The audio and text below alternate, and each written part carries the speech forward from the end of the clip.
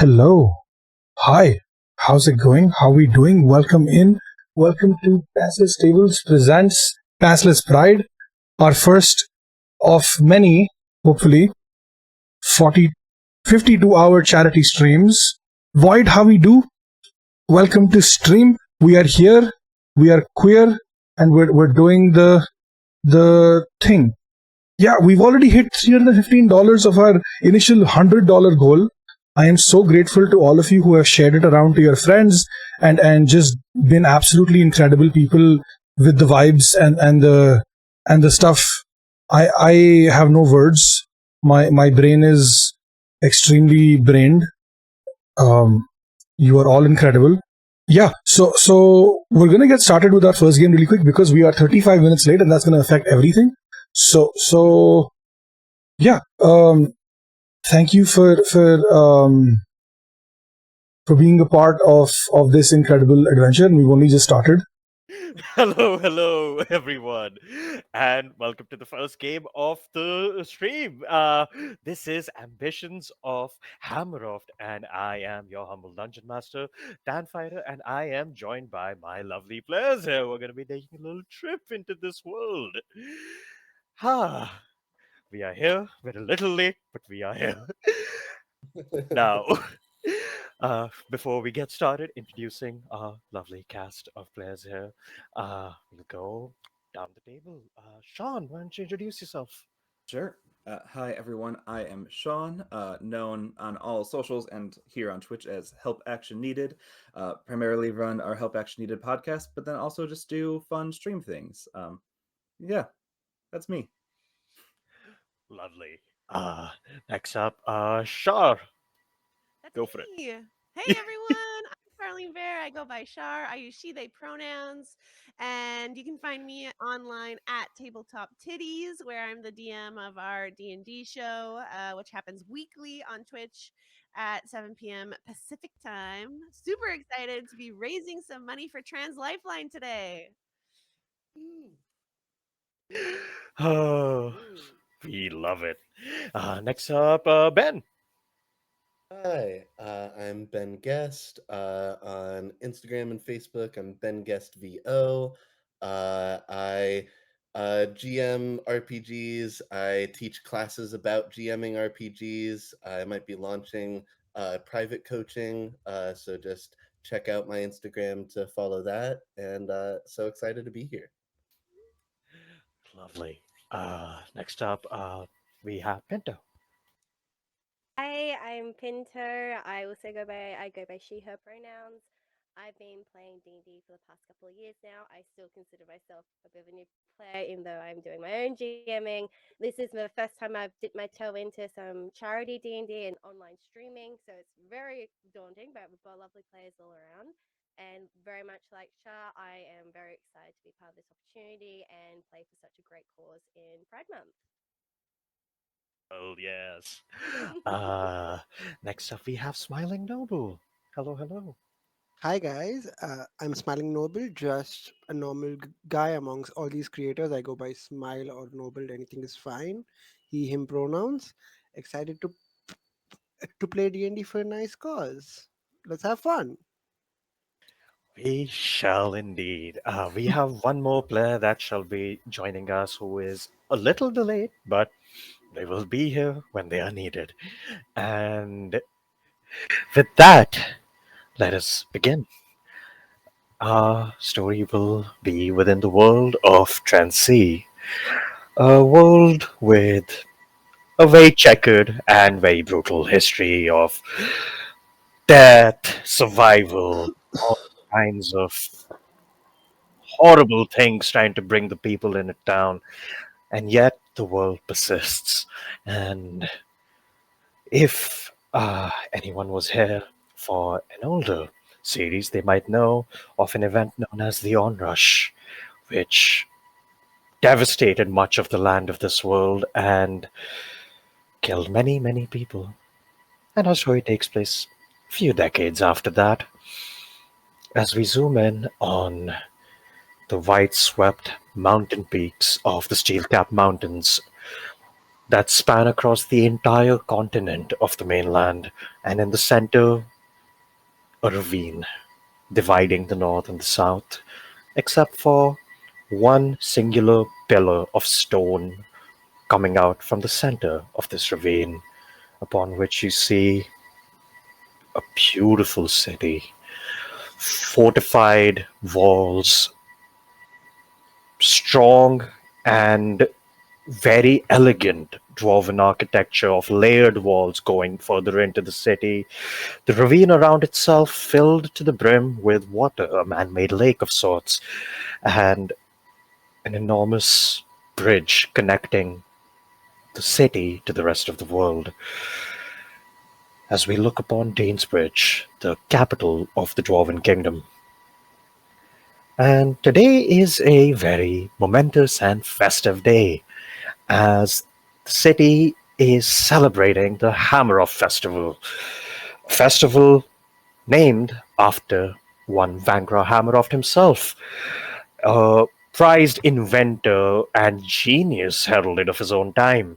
Uh, a festival where people from all over the world congregate within the walls of Danesbridge, showing off all kinds of different wares, inventions, and other discoveries they may have made in their own fields. And more people come in to find and observe these discoveries. Some people come to scout them out on how they might be useful in their day to day. And of course, a festival of such a large and momentous degree is always met with food and drink and dance of all of the people coming together and partaking in said festivities. And we come in down, all the way down into the southern gates of Danesbridge, entering through a crowded street where you see quite a few dwarves, but with the festival enter, you see all manner of folk of all shapes and size, very curious, very eager, and thus we look at our party of adventurers that have been invited by Vangra Hamiroft himself.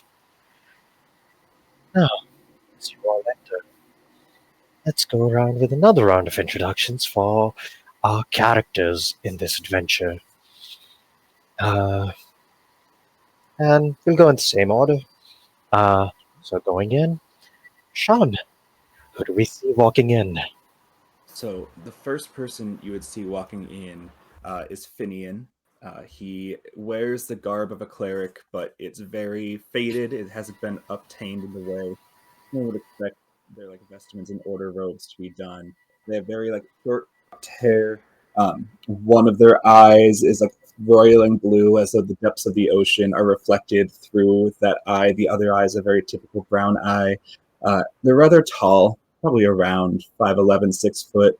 Um, and you can see just from their visage, their wings wouldn't be out or anything, that he is an Asimar, but not carrying himself in a very protective way, one that seems to be more saddened by the world and ready to get done what needs to be done, but not so much one that's here with the same jovialty that everyone else would be.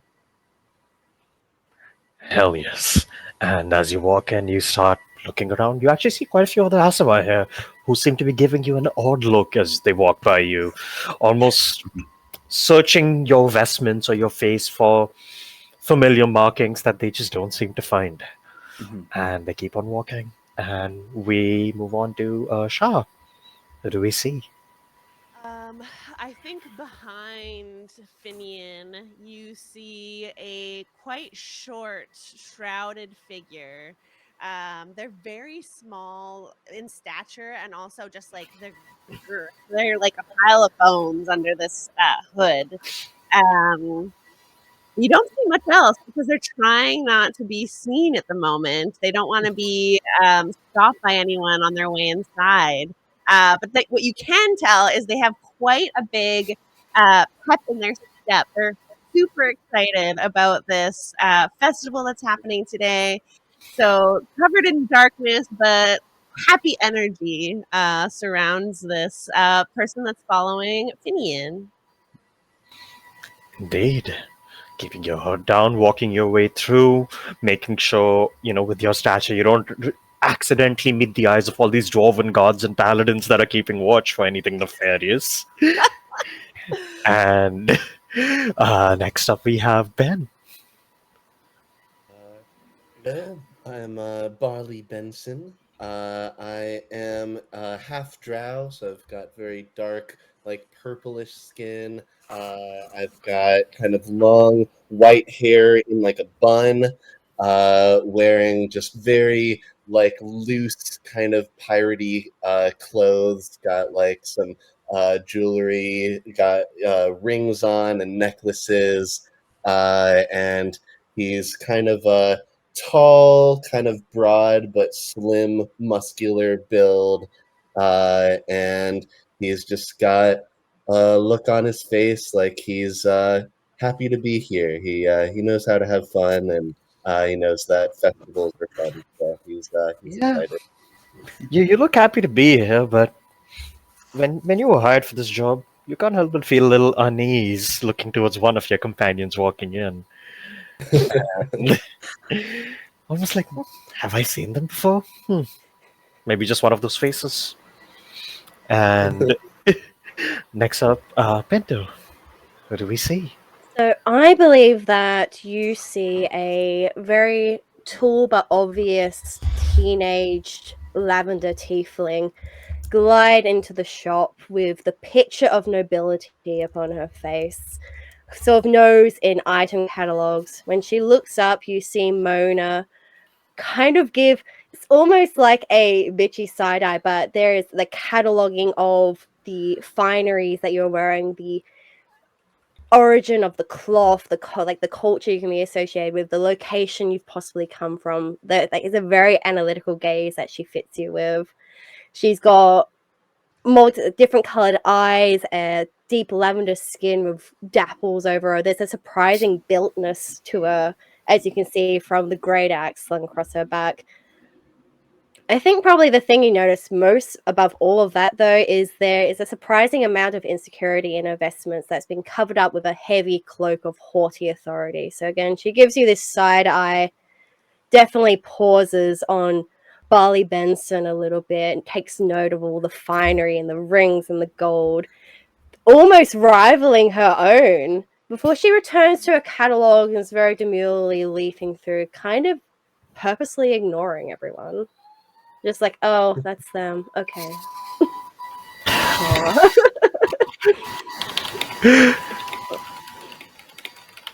Sure. Yeah, lovely. I fully lost my train of thought because I thought I was about to lose power, but we're back. It's fine. Uh, next, we have Smiling Noble. So you see, like a few feet away from them, a guy who, like, he has a cloak with its hood down. You see a Vedalkin who's just going up to different shops and different stands and just looking at stuff with a glint in their eye, and like following them are two sort of mechanical constructs or machinery, you would say. And like Thavedarkin, if you notice them closely, there's like a glint of steel, some kind of an armor maybe under their cloak, and like steampunk type glasses, like goggle glasses type, uh, on their forehead. uh, and while they are looking through, they just s- turn back, maybe having had their fill, and then they, um, how do I put this? They put their hood up, and sort of the cloak sort of shimmers around, sort of changing its color and and blending better into the background. They're not as noticeable right now. Yeah. And also, in tow, I believe you also have two other hooded figures you bring along. Is that not correct, my lord? Uh, these constructs that seem to follow you in tow as well. Uh, Seemingly, like, this darker steel plated construct with eyes brimming with this bluish and sometimes shifting to this orange flame. Uh, that it gets a few looks, but no one really seems to mind or stop it because you're probably just another inventor here to show off what he made as well. And with that kind of like, slight thing in mind, uh, you keep on moving your way in. And about like, a minute through like the gate check in, all of you uh, immediately see there is a dwarven woman standing by like the roadside holding up a big sign that just in common in all caps just says Hamiroft question mark and is just like holding it up. But yeah, as you guys enter, what would you like to do immediately?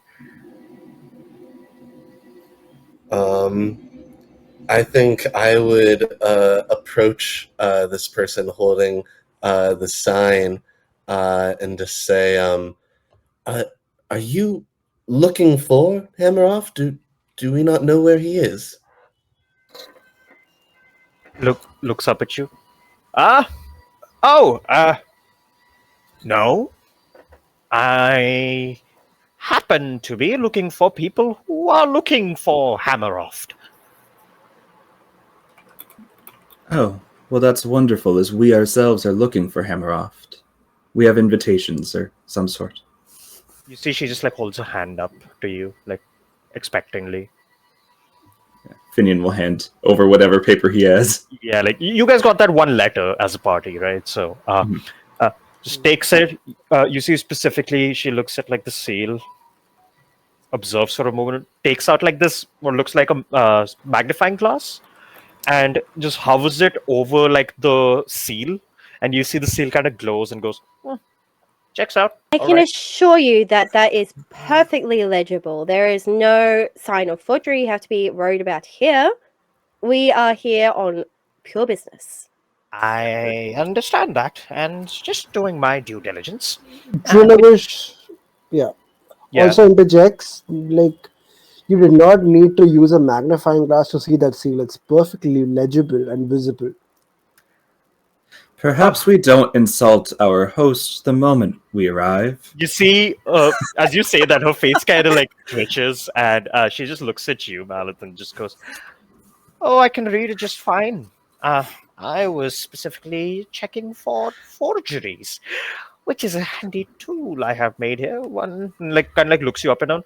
I would have hoped at least someone like you would understand." Ah, And yes, kind of just sorry. smirks. Drillovish apologizes, like, uh, yes, it is a nice tool, for Yeah. sure. Also, yes, I did use the wrong character name. Apologies. Fine, it's fine. Hence, I sort of, So, excuse yeah, me, can Yeah, y'all yeah. hear me? Am I Uh, yeah, audible? yes. yes. Okay, Yeah, we've perfect, got you. perfect. I believe that's Sebi. Yeah, that's me. Hello, hello. Hello. Oh, yeah.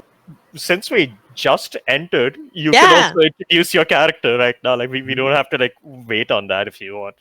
Oh, I can introduce my character? Yeah, like you guys are just walking into the Yeah, city. dude, I was sitting here for a while now. I listened to everyone's introductions. Then I was like, okay, it's my turn. Then I couldn't speak for some reason. My mic wasn't functioning. No Oh. worries. It's okay, we've got Okay. you now. Yeah, Okay, yeah. yeah. So, Go for it. Mallet looks like he's wearing a robe and he's got dark red skin as a tiefling and horns with like a band on the horn and long brown hair. He is a mercenary who is also a bard and uses a lyre as his choice of weapon. Not weapon, but like your instrument. Instrument of destruction. Yes. Yes, instrument of destruction. And He yeah. seems to be holding a flaming sword and a hidden Are you ring just holding it somewhere. out in the open? I'm just holding it out in the open. Like, it's in You my hand. I'm walking in with it in my hand. immediately see there is a Sparkler. wide berth given to you. And you see this woman just looks up at you in particular, Mallet, then just goes, I would ask you to put that away for where we're going. I instantly feed the weapon back into its holster. Hmm. And I nod. How'd you even get past the guards for that? Well, anyway. Uh, And you see, she's like kind of like brushes that off, turns over down the street, and just goes, "All right, all of you, follow me." Uh, Do I?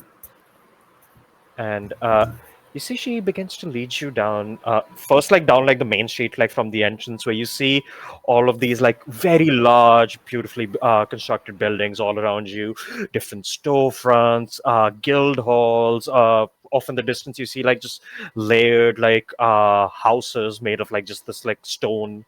And further up north, like towards like almost the center of the city, you see like this raised foundation that kind of goes and builds up on a keep, that kind of like spirals up into a little palatial castle of sorts. And the bigger raised foundation itself, there is a little like stairway going its way up.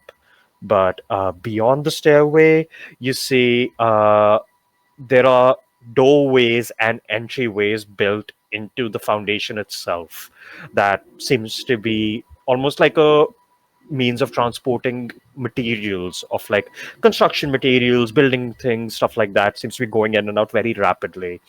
And you make your way through that. Like it takes you guys about like half an hour to like walk your way through, and eventually you turn, like you guys take a right, and you see the woman, like she's like while walking just like talking behind her, just goes, uh things have been quite busy lately, but it's good that you have come.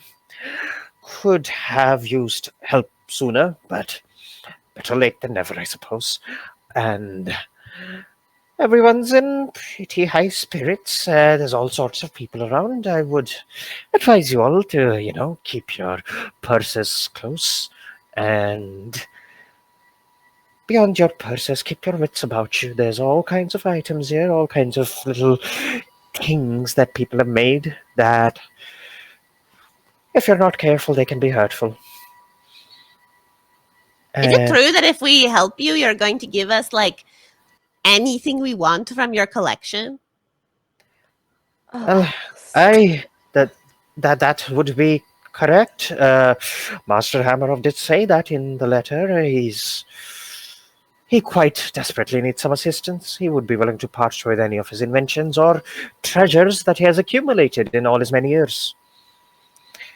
Well, I'm happy to be of service. And you just see like two skeletal hands emerge from the cloak and like crack their knuckles before re-emerging in the shadows. Uh, you see, she eyes it for a second, but doesn't like comment on it. Like just immediately, like like anyway, and just like moves past it. And you see, she goes, "Well, I'll let the master know that you've arrived. The festival should be going on for at least 2 more days, but today's the big one. It's supposed to be the day of the unveiling and everything, as I'm sure the letter said. But the issue is something to do with what Master Hamiroft will tell you, of course. But the unveiling will also have to be in the presence of the king, who will be, His Majesty will be paying us all a visit and making a public appearance for the grand stage and whatnot. But before that happens, we actually need to have the thing to unveil. uh, Something that we are hoping you could perhaps help us with. So while I prepare the reception chambers for the master, you have some time to yourselves to, rest up, take in your surroundings, whatever it is that you lot would like to do. And you see, like, while talking, like, she has led you up into, like, what is very clearly, like, an academic district. Like, there's different, like, visiting schools and colleges. There's a few artificer academies around. And amidst all of this, there seems to be this one beautifully like ornate looking building with like gold embezzlements on the pillory and whatnot, with this heralded banner of what you guys would know is the god Muradin, the god of crafting and smithing and whatnot, and the god of dwarves. And you see above that there is just like almost like a hammer that is made with like a sapphire encrusted onto it, and that is the symbol of Hamiroft. And you see this long tower-like building, but towards like as it goes up, it's almost going up in like a conical shape, and then it like has some sort of an observatory at the top or something like that. You aren't sure, like a dome. And you see in front of that, all around you, going down the streets, left, right, and center, there are market stalls everywhere as you enter like this side of town. You see, at first, a lot of the stalls are just exotic foods, drinks, beverages of different regions and whatnot.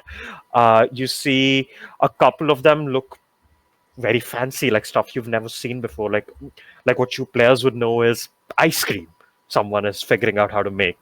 Uh, and other such things are kind of like being like kind of handed out as like free samples, and then people are paying more for more stuff. Obviously, there's like a little like opening in like in front of one of the academies, which has been turned into like a little like stage fair where there's a little band playing. People are like having a good time dancing around. You see there's a little talent show happening where all different mages are showing different kinds of spells they have created. You see one of them's doing a whole bit with like using just fucking stinking cloud and making people cough and have a horrible time. You see overall the high spirits, and as you go further down these stalls, however, it gets a little like it's still high spirits but it gets more business focused almost. You see the stalls are very specifically different inventors and whatnot, a lot of gnomes, a lot of dwarves, and beyond that you even see what looks like different humans, tieflings, all kinds of people coming in and just putting stuff on display almost. And you see people are coming and observing it, and some people seem to have some stuff up for sale as well, like, oh, I made this cool little like knick-knack, I have 50 of these if anyone wants them. And they're just like they're selling things at exuberant prices because they're prototypes. And everyone seems to be in a very intense haggling mood to begin with. Everyone's bartering, deciding, oh, you can have 5% of my business, but I need an investment right now to make 100 more of these. Like, it's very much just streets of Shark Tank.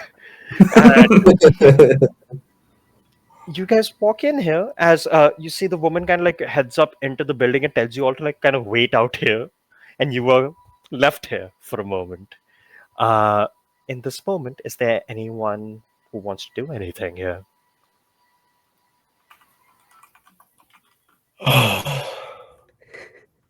What a beautiful place, Danesbridge. A beautiful place for this festival. Very fun. I want to get a snack. Does anyone want to get a snack with me? I can go for a snack. That would be nice. Yeah, I'm a bit peckish actually. Join for a drink Yeah. if they got any. Should we? I'll join for snacks too. So, should we really be deviating from our path so quickly? They Oh, gave it's us fine. time. They can wait. If we all go get snacks together, it'll be quite easy to find us. Ask for our help. We're all here. I hand Finian a gold piece. Can you get me something salty, please? I'll just follow you. I don't want to draw attention. Yes. It maybe if you hop on my shoulder, people will think you might be a puppet of some kind. I'm an invention! And I like scamper up your body and take my hood off. Okay. You see, like,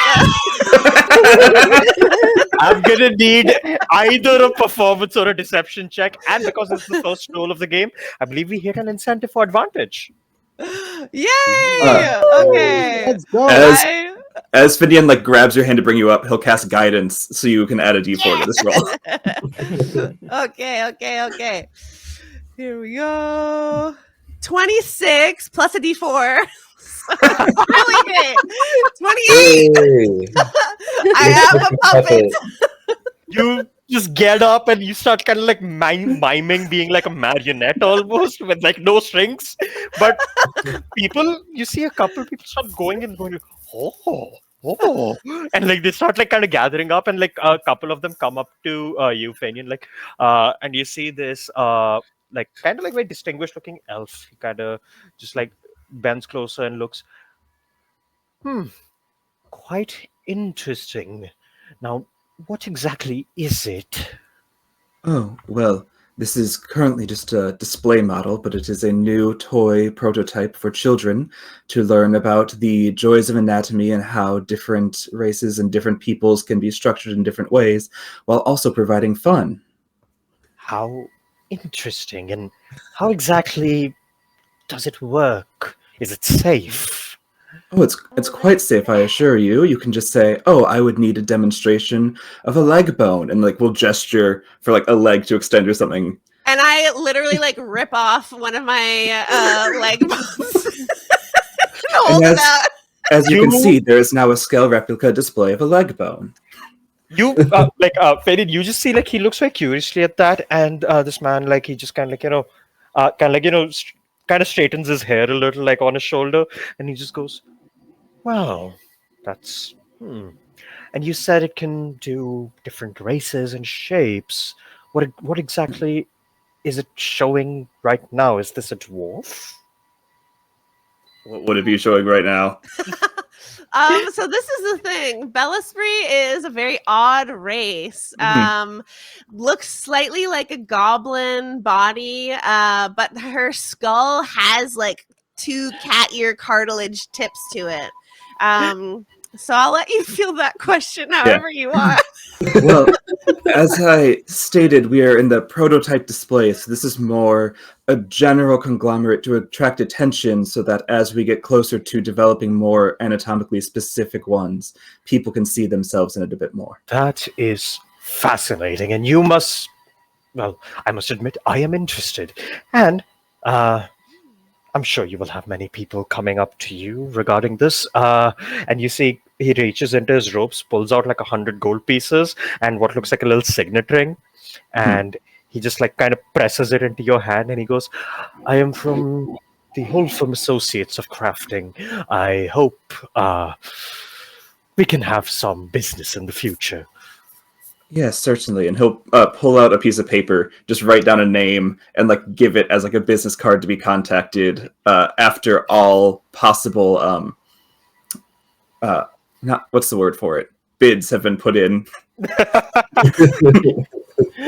uh, yeah, you do so, and you see he kind of like looks almost impressed by your, invention plus just how well put together you seem to him. That he also passes you, in a sign of good faith, a potion of healing, Ooh, I'll take that. courtesy of a $20 donation from Mike D. Thank you, Mike. Yeah. And as that is kind of pressed into you, I believe then you were getting food for everyone. as Uh, as the yes. elven man kind of walks away, Mona sort of walks over and says, "May I?" But without waiting for an answer to the "may I," just takes the ring, inspects the signet, like the iconography, Yeah. and just looks up at Finian and says, "Did you just give false contact details to a representative of one of the most illustrious craft houses in this area?" I did, yes. And as he says so, we'll hand half of the gold up to Bellaspire. And I high five you.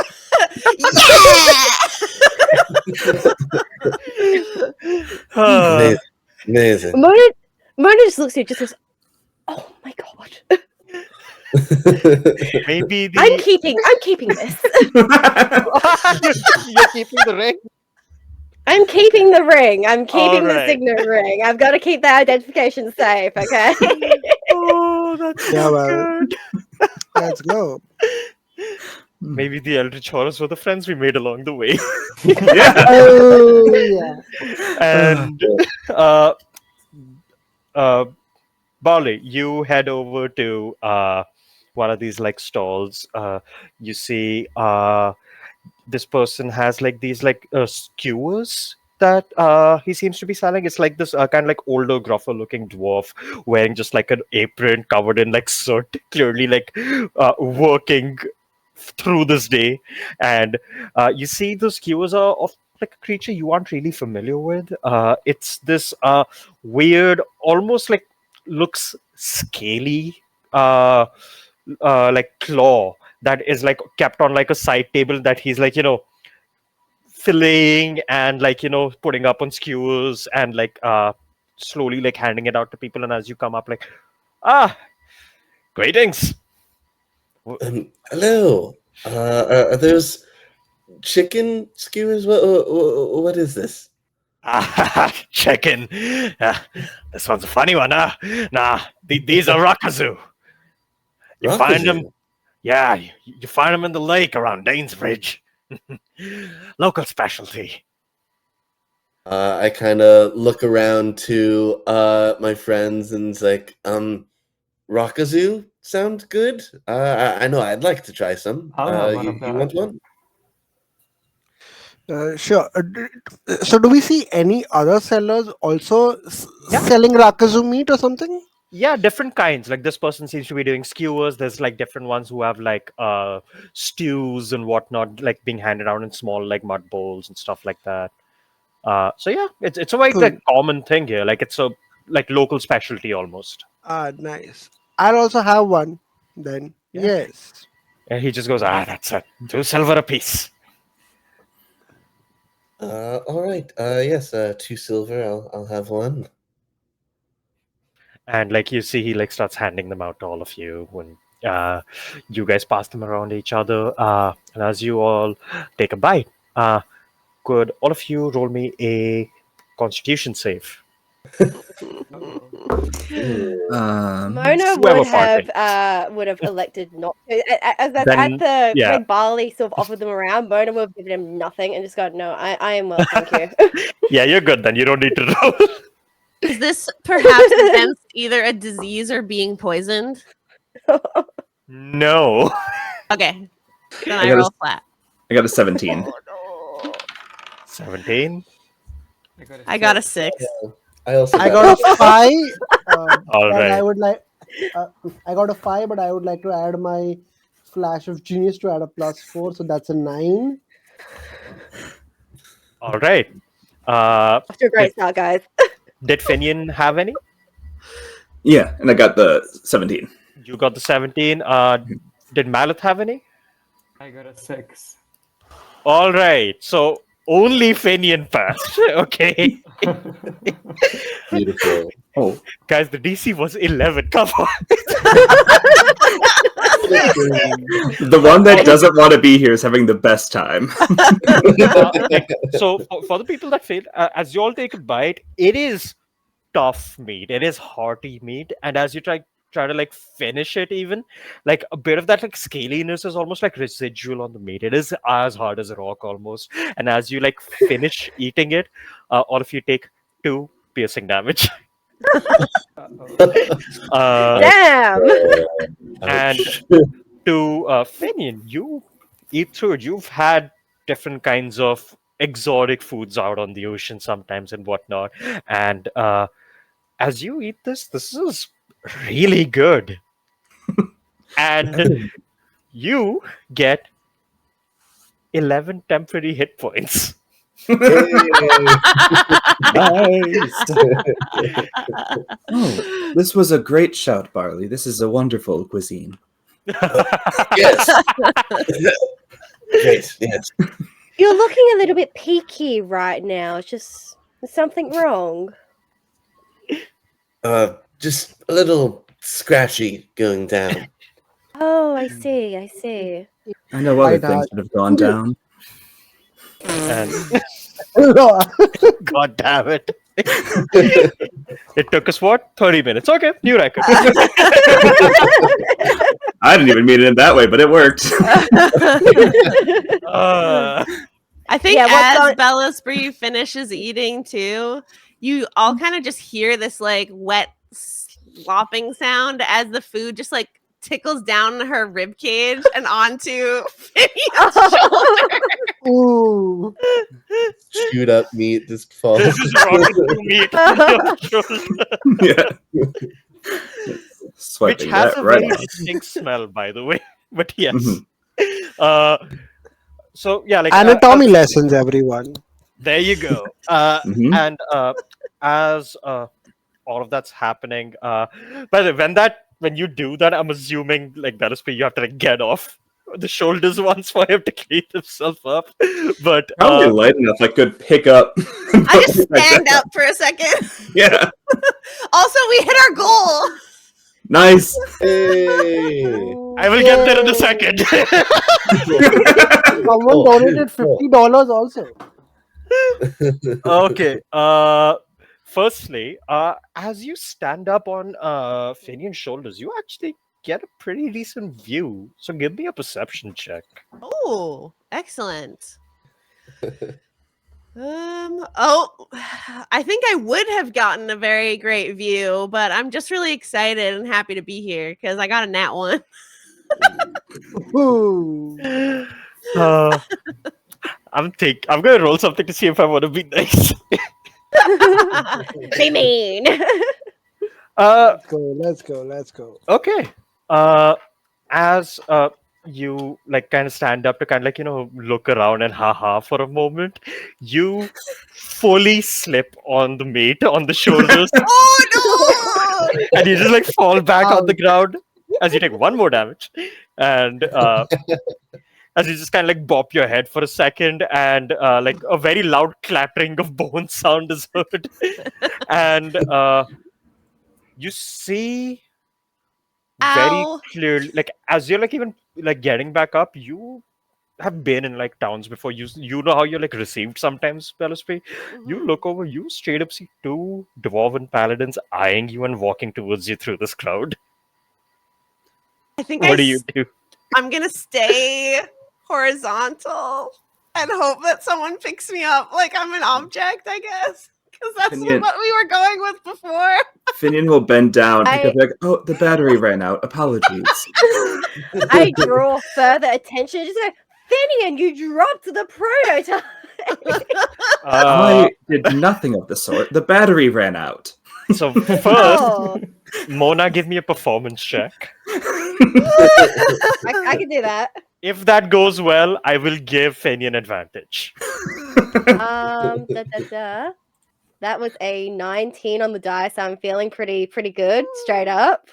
That is a 20. I can do math. That is a 22 for the performance check. For sure, you So that's the start thing, being like- like, "Oh my god!" It's just sort of like, oh yes, anything to cover up your sheer incompetence. Why were you not keeping an eye on the battery? Hmm? Checking the levels. This should have been changed 3 hours ago. This time and this time and this time. He was about to do a little dance. I wanted to see it dance. Fenian roll me stealth with advantage, and also because we hit our next incentive. Okay. I will say anyone who isn't immediately involved in this particular scene. So that would be either Jelovish, Mallet, or Barley. One of you roll me a 2d12, please. Oh, no. So I have disadvantage on my stealth because my armor, so it came out to a flat roll of 8. Noted. Uh, You should I'll get guide that. yourself. Wasted. I got a It wouldn't have 11. mattered. Yeah. the passive is high enough, it wouldn't have mattered. They're guards. Also, I feel like the guiding would have been trying to get you back up, so it would be on you more than me. Also, yeah, who's rolling the 2d12? I rolled 17. 17. All right. As like this kind of like crowd gets kind of pushed around and whatnot, like these guards are coming in, you kind of get pushed back to one of these like stalls. And as you do, you accidentally like elbow something in the stall, and you hear like this metallic sound kind of clattering and clanking onto the ground, and whatever fell, no one seems to be coming to pick it up. If you want, you can just go pick it up. Look behind to see what fell. You see, it's like this orb, like this metallic orb with these arcane runes covering it the entire way around. I'm gonna try and steal it before anyone notices. Roll me a sleight of hand check, DC 5, because of everything that's happening. We have a 8. 8 works! Through all the chaos, like, you go to grab it and it accidentally, like, you kick it and it, like, clatters further into the crowd and then you kind of follow it and then pick it up again. And looking at this orb, you aren't exactly sure what it does. You can roll an Arcana check I to can try and try. figure it out, or if you have the Identify spell. But I do not. So we have a 11 for Arcana check. 11. All right. You gather just two things. You know, whatever this is, it has a command word that you can kind of understand is like you can like look it over. What languages do you speak, by the way, just to be sure? Common, infernal, telepathy, and abyssal. Great.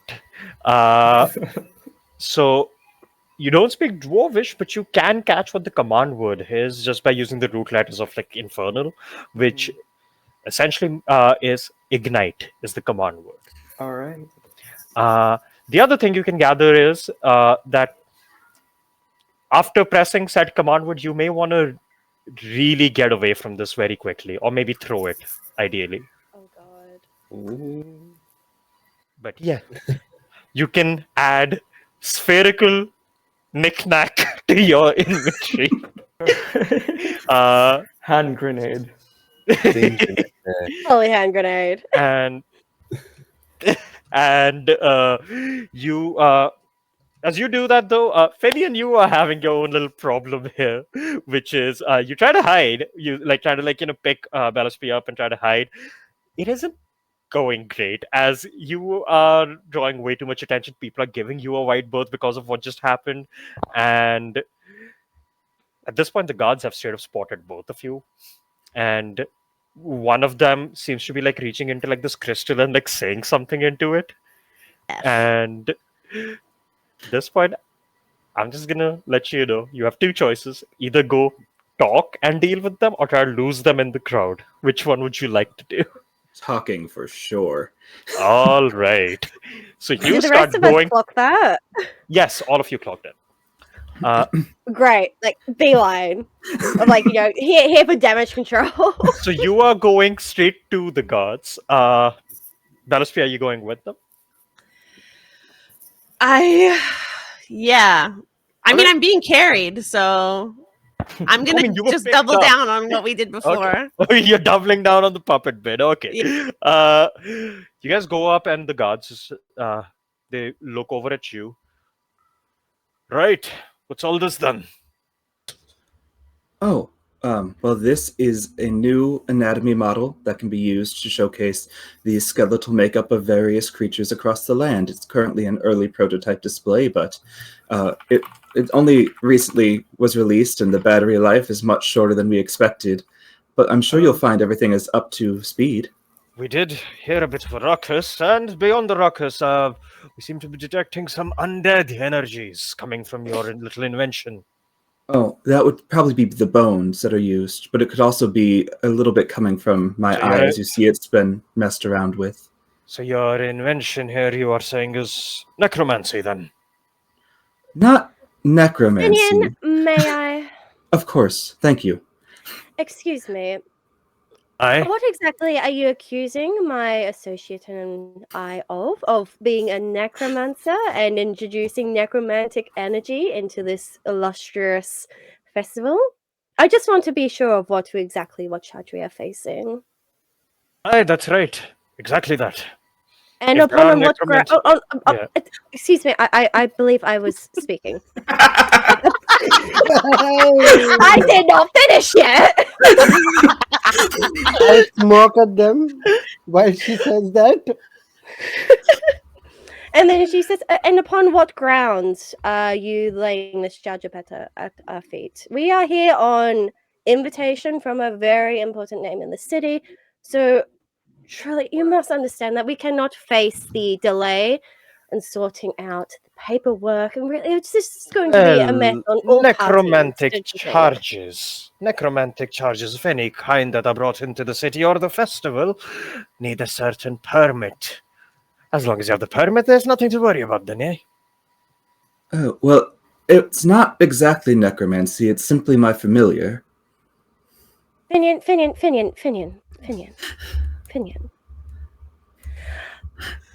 Give to me the name of your superior, and I will ensure personally that the said permit that you're looking for is submitted to the head office. I do not want it to be.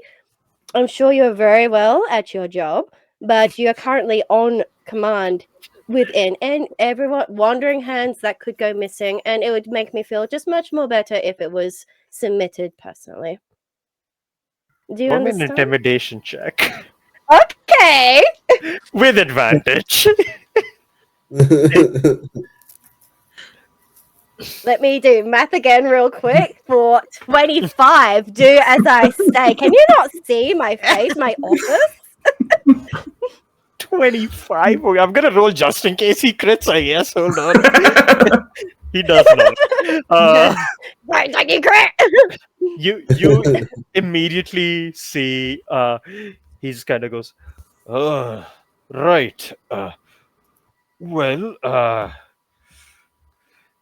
Commander Yes. Thorfinn would wish for the permits within his garrison offices within the western city, but maybe just ask whose name have you been invited under, just so we know. We are here to speak with Master Hamiroft himself. You see both of the guards kind of like look at each other and just go something in Dwarvish, which Mona just smirks very smugly. Finian speaks Dwarvish. in Dwarvish they're literally just going like, I also oh speak boy. Dwarvish. Yeah. They just go, oh boy, oh shit, oh fuck. And It sounds as though you're a bit stressed. Perhaps you forget and we'll just only report it when needed. Mona here is quite gifted at finding higher-ups. So we reached an understanding, yes? Right, yes. Fantastic. You may return to your jobs. And then she turns and walks away. Thank you for your concern, fine gentlemen. We'll take your leave. And you see they just both are like just like left in the crowd, they're just like, well, fuck. And they like run off. And with that, I think we should maybe return to where we were left, so we can meet Hamiroft. Wow. Which is what I suggested in the first place. And Of course. I put my hood back on to help save us Yeah. extra trouble. Sorry, I'll say everyone. the people who were like not actively, part of that little thing. So that would be again Mallet, Bali, Jilovish, and Balasvi. All of you give me perception checks. All right. Sure. Perception. Got a 13. Got a nat 1. Can I use my got passive? a modified 20. You can't use the passive because you've Does it actively help engaged then? with someone. Okay, Modified okay. 20. Yeah. That is very good. You see, as you guys like kind of like begin to turn and like head back to where you guys like kind of were left, you get closer to the academic stalls again, and you see like they're all like clustered in like almost street views, right? So there's always like a lot of dead space behind them where these guys are just like keeping their extra material stuff like that. There's a lot of like backstage stuff happening there, and there you notice an individual, like human, very clearly, you see he's wearing like just this like black and red tunic and has like a hood up and looks quite well built, and that's why it kind of like sticks out to you. Like all of these people are very much not brawn in this like line of stalls. You see this guy's just like fully well built, like tight fitting shirt, has like his hood and like cloak around his like waist and everything as well, like all his belongings, and like a little bit of like dark hair kind of like peeks through, and you see he seems to be gone unnoticed by the people running the stalls. He seems to be walking behind, looking into a few of the crates, looking out towards the main building that you guys are heading towards. And he kind of goes around the corner and he's just like waiting on the side of the stalls, just like, seems to be like eating on something, throws it away, picks up like a glass of mead, and he's just like sipping on it while observing everything Hmm. as you keep walking. Yeah, I think I'll definitely try to keep an eye on him, and maybe kind of like elbow like Mona a bit, and kind of like casually point in their direction a bit, and just be like, I don't know, just this guy seems to be looking at us or something. Can you help me keep an eye on him as we walk? At that of in the very same, like, you say to a friend, "Oh, don't look right now." They just go, Mo just goes, blinks his eyes, Yeah, like yeah. that sheepdog stare, and just goes. As you do that, you notice for a moment he straight up meets your eyes, this person. Like very clear, stern gaze, just like looks over at you as like you look at the person and like looks back again. Uh, I ask him, "Don't look where exactly? Where?" Why is running around my head? It's like, never mind, And just and she says, "Listen, I am sure there are all walks of life that have entered this city in the midst of this festival. If he keeps to his space, we shall keep to ours. We are not concerned with him. But by all means, in the interest of being a team player, then yes, I shall assist in doing so. But really, I'm interested in speaking to the master. A man just partaking in a meal. I see no qualms with interacting with him." All right. Anyone else? Like, I'm assuming everyone heard this information at this point. Uh, with all the like head turning, I'm sure everyone noticed. So, uh, essentially, yeah. Like, do you all continue going in, or does anyone try to do anything there? Just checking. All right. Going. You Got to all keep our head your head way down in. right now. Yeah, all yeah, right. just keeping an Uh, eye on him in case he like moves closer to us. But other than that, Mhm. just keep going. he already seems to be pretty close to like the entry of the building you're going in. And he's just observing. He doesn't come up to you or say anything. And as you Good, stay in guys, your lane.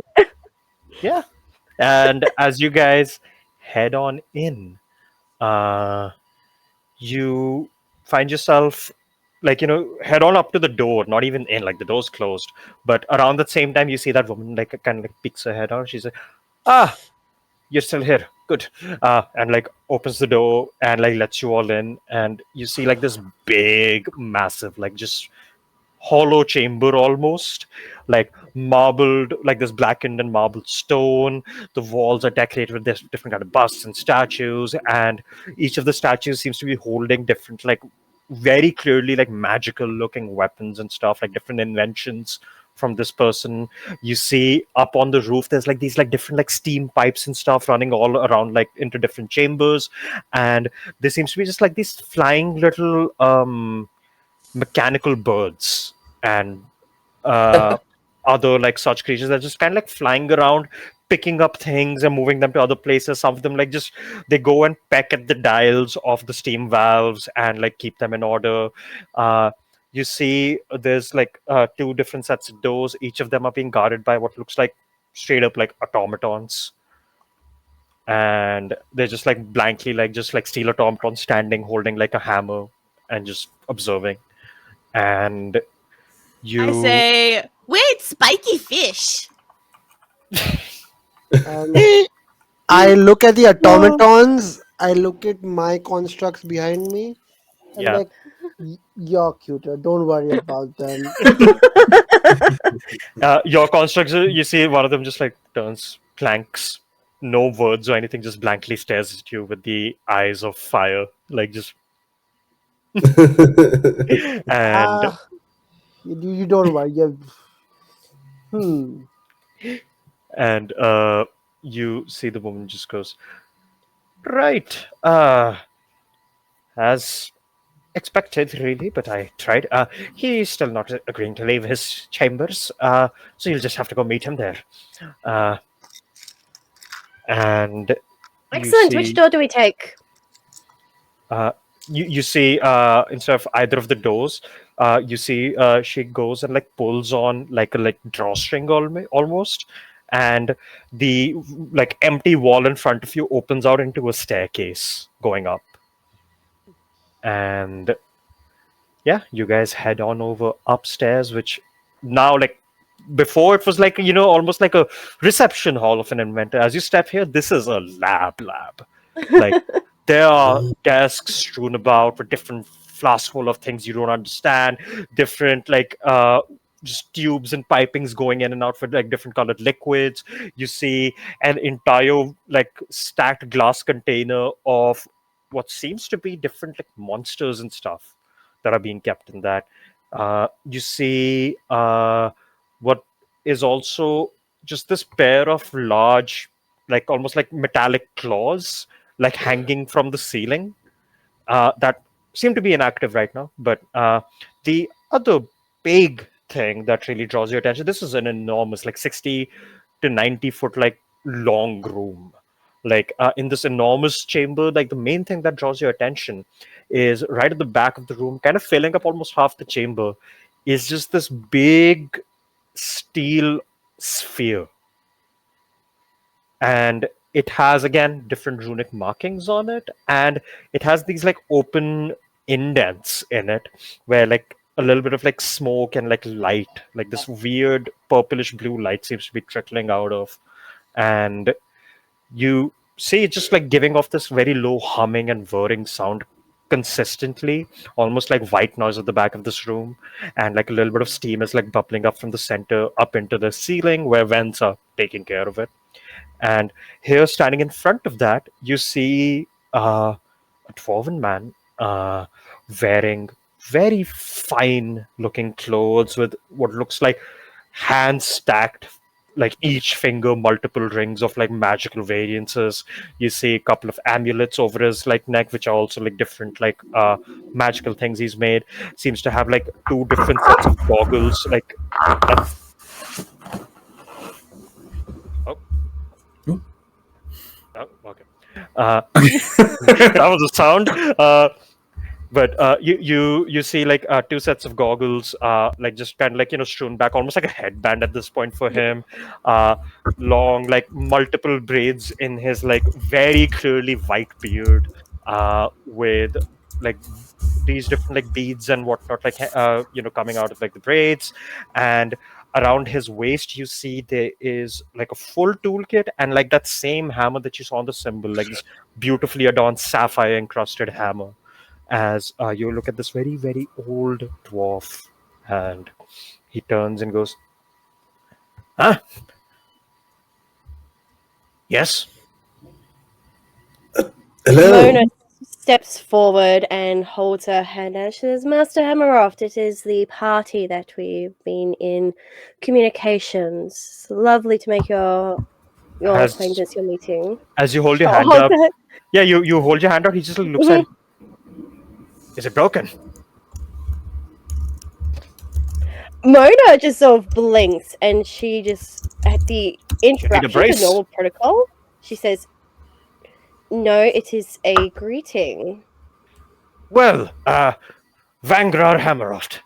Pleasure to meet you.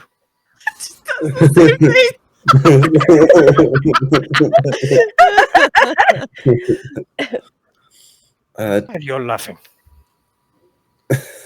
It's No, simply no. that it was not the response she intended, but it was a perfectly fair response. I'm Finian. Nice to meet you. Hello, Finian. I believe you are the people from the letter. Yes, yes. Ah, That is correct. I have it here. Shows the fine. stamp. And... You see, he just fully like brushes it. That's fine. I don't need it. I Well, Oh my god. I'm in awe of your lab, Master Amaroft. My master, she sends her regards. You are Obviously, must have Oh, heard of Tofa Numlabin. She sends her regards. you see his face kind of like twitches at that, and he just says, "Ah, yeah, it would make sense you're in off my lab after spending time in her lab. Anyway, you are all here, and that is good. Ah, I trust you are here to help me. Yes. Yes. How can we help? What do you need? That was in the contents of the letter. Mona just has one arm crossed. Is like very just looks pissed at being snubbed. She's like, yes, that was in the contents of the letter. Yes, I so believe. how can we be of assistance, Master? What's that? How can we be of assistance, Master? Ah, yes. Well, I sure as you are aware then, there's a big unveiling today. And for the unveiling, I had created perhaps one of my greatest inventions of all time. It was a two-part invention, most of my life's work, and as you would have it, half of that invention is currently missing. Sounds like that was not a very responsible way of storing it then. That would be correct. You see, I wasn't expecting for the invention to leave on its own accord. Oh, Is the Is it- invention sentient? And you see his eyes give you like 1,000 yards stare at that question. He just goes, I suppose in a manner, sentience would be part of it. But It essentially, wouldn't be the first time. And I just blew a little wave. he just looks and goes, what a fascinating puppet. Anyway, and he points at the sphere behind him. This is a source of energy of sorts. This energy source would be able to go where it needs to go, all around the city. It would be able to help whichever particular invention in whichever home or building would need the assistance. And should tragedy befall once again coming from the north, the same energy source could turn into a veil of defenses all around the northern wall of the city. Perfection. Instant requirements of energy fulfilled all across the kingdom, with infinite source and throughput. Well, near infinite, but anyway.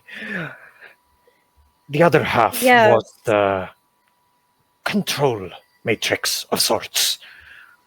And that control matrix was being primed for the festivities today, and it, a few days ago, disappeared. Now, from what I understand, no one has broken into the lab. From what I understand, no one has tampered with the device. Could be wrong, of course. It would not be the first time. But the primary concern be this. It is still within the city because I can see that the core is still powered. And if it has left for any reason or it has been made to disappear, the problem is that without a control matrix, the core will, let's just say, lose its control. And a well of energy that is being able to access any part of the city on any arcane source without a control source can be quite problematic because it draws power from different planes, from different sources of energy, from nodes of mages wherever it is drawn to. But without a control matrix in place, it will simply look for the largest source of energy. And that largest source during a festival would be the mass of people that are outside this building right now. So you're you saying that it could drain the life from people?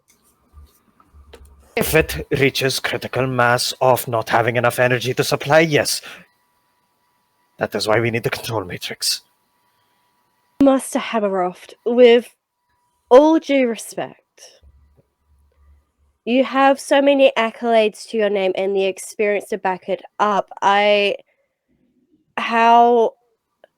did you allow this to happen? A invention of this magnitude, of this potential, has been allowed to walk out through your door? Was there not any fail safes that you programmed into this matrix? That Sounds like the failsafe was the cost of human life.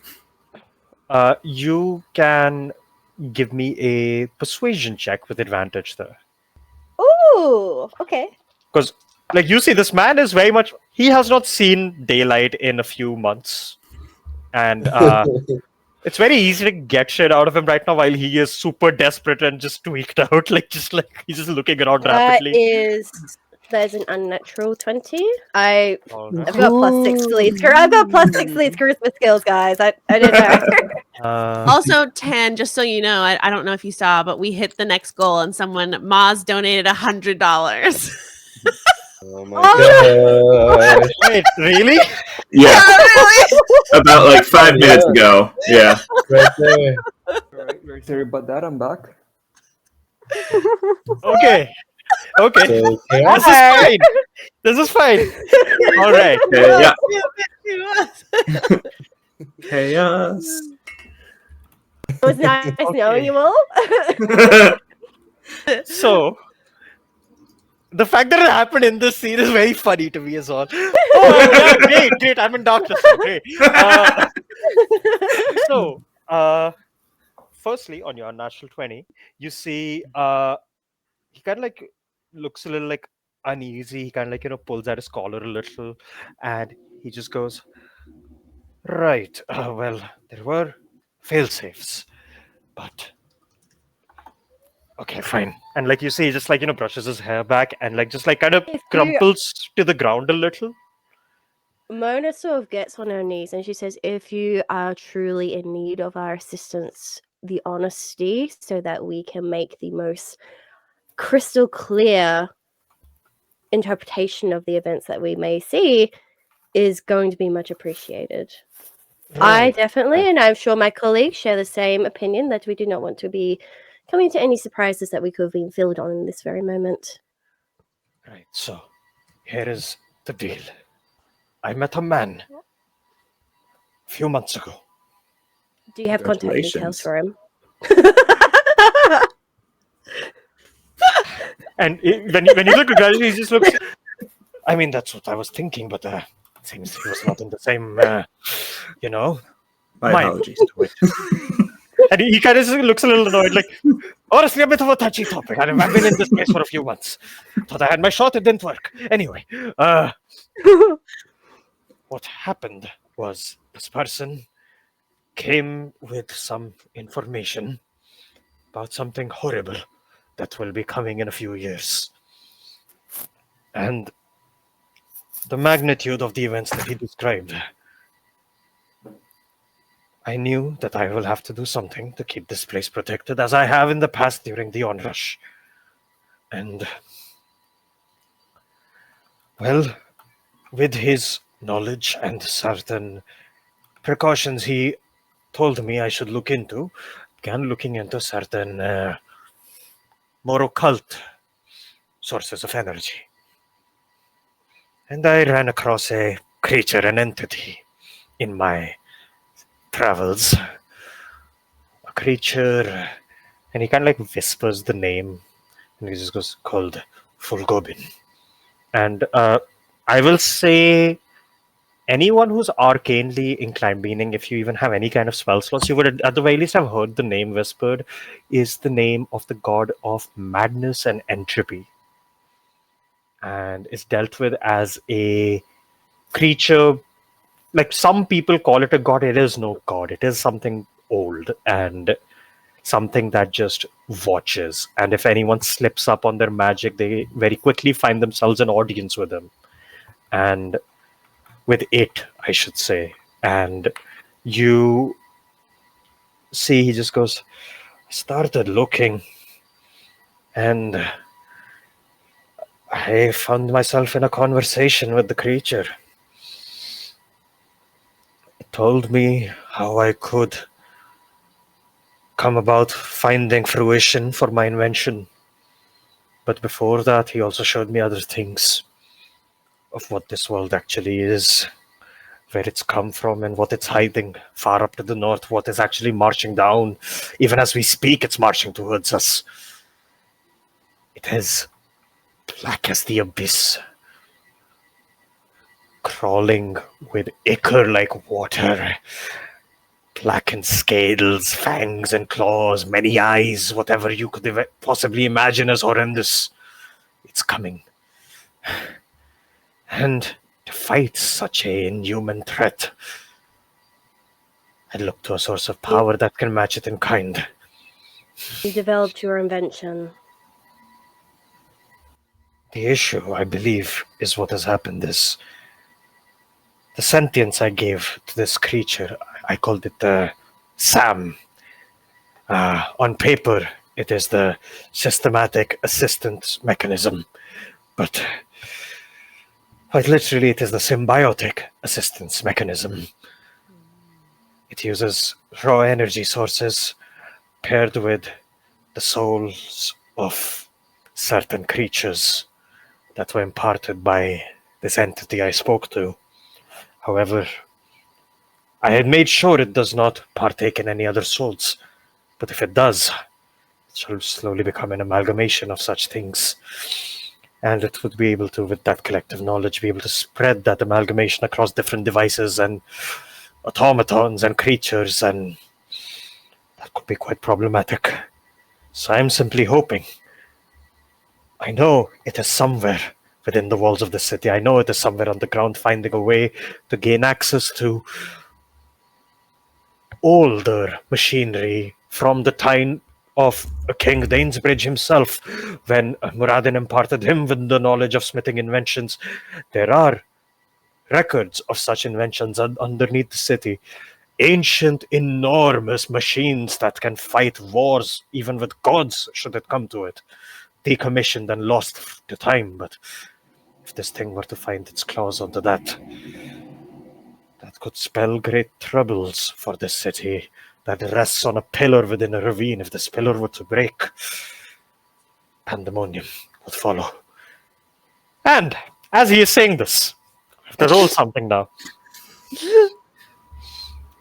You see, to the people watching at home and the players, this entire thing was going to be a sleuthing investigation, finding this Sam underground somewhere to try and stop it in time, or worst case, you stop it during.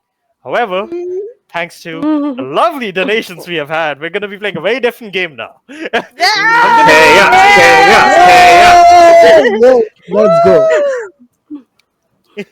I'm going to roll What? D100 to determine the severity of how late you guys were in reaching the city to begin with. Oh no! It's already started, guys. Can we have advantage love on it it. because Mona would not let us get here late? Yes. You know what? I'll roll twice. Why the fuck not? So we take the lower one or the higher one? Well, I'll let you guys pick. I rolled a 91 and a 94. Oh, Well, if Which one it's would you like? severity, I think we want the lower one, right? All right. what if But if it's it's a trick chaos, question and we want the higher one? Okay. We're gonna go with the 91. Okay. And you see, as Hamrock explains this, like Mona, you're kind of like crouched down next to him, and you see like there's other automatons in the room, all like keeping guard, and you see the weird purplish light behind, in that sphere itself.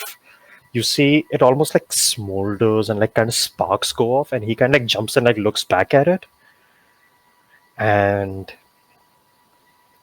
you all hear a voice creeping out from the sphere that echoes across this empty hall. The dwarven woman that led you in is also here, and she's just like eyes blank, looking like what the fuck. As you just hear a voice just start out with this like very low, just snicker, like a very sinister one, as it just goes.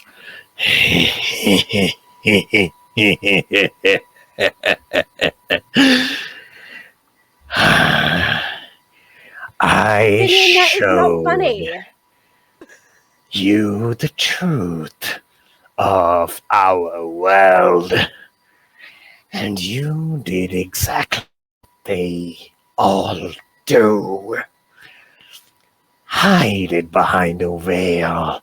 Keep it secret. Keep it safe. Keep it behind closed doors. And in doing so, what I was hoping would be fun to watch mortals fight for truth is once again annoying. It is once again despicable. And as such, I believe it is only right that I show everyone here in this city what the truth really is myself, since you clearly cannot. And as that last word is uttered, you see this cauldron of energy shoots out this blue beam of light through this observatory ceiling up into the sky. As you see, it blasts off the ceiling as motes of light begin to almost cascade out of this pillar, falling down into the city around you. And in this place, there is a window looking outside. You see it just crashing down onto the festival grounds outside as this light like falls onto the ground. So people just like look around like, wait, what the fuck? And like there's this like artificer just standing by a stall with like these like weird robot arms and stuff he had made. All of the robotic arms come to life and grab him by the throat and begin to crush it. You see on the other side, the person who had like the little ice cream machine. You see he opens the lid up as this happened, and just a whirlwind of a blizzard comes out of it and just freezes him solid. And every invention within the festival begins to go haywire. That place where Malathi picked up that little orb from, Yeah. you see it just lights up in an inferno. Whoever was there is gone. And panic across the streets. People start shouting, running, and you see gods beginning to march up. They're a little slow to respond as the immediate answers were sent away after being scolded, but they start like streaming in slowly but surely, and they start to like crawl people away. And as that is happening, you guys all look in the room immediately around all of you. All of the automatons, they go like they shoot straight up. Their eyes shift in color to that same purplish hue, and all of them, synchronized with that same voice, just go, would you like to see the truth as well? No. Sure. Yeah. That sounds fun. And I will need initiative. Yep, that sounds right. Let's do this. Not your gun. Oh, I terrifying. got a Terrifying. 17. Hold on. You want them in the chat here for ease. I wasn't ready for combat yet. Hold on. Let me open the other page. Yeah, I got it. Cool. I'll just go in groups. 25 to 20. Anyone? 20 to 50? Oh, I've got 25 to 20. That was Yeah. a 19. That is a 22. 22 for Mona. 20 to 15. I got a Bellaspray got 18. an Wait, no, I got a 18. 17. 17. 18 for Battlespray. 17 Down. for who? Mallet. Mallet? Yes, sir. All right. 15 to 10. 13 for Drillovish. 13 for Jello. 12 for barley. 12 for Barley. Also, from this point onwards, now I can share the other things. For every other, like, we're gonna say, just because I wasn't expecting this early enough, so I'm gonna be conservative with it. We're gonna say every $40 mark going forward, uh, you will get some assistance.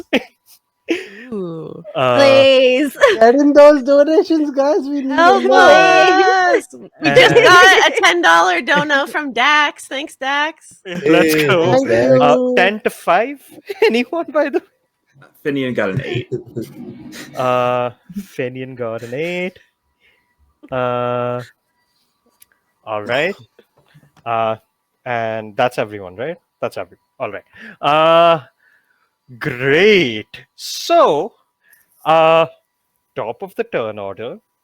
As all of this happens, you see Hamiroft is still just on the ground, like shocked. What the fuck's happening? He is fully like just in shock. Same with the other woman. All of you guys are here. You are surrounded.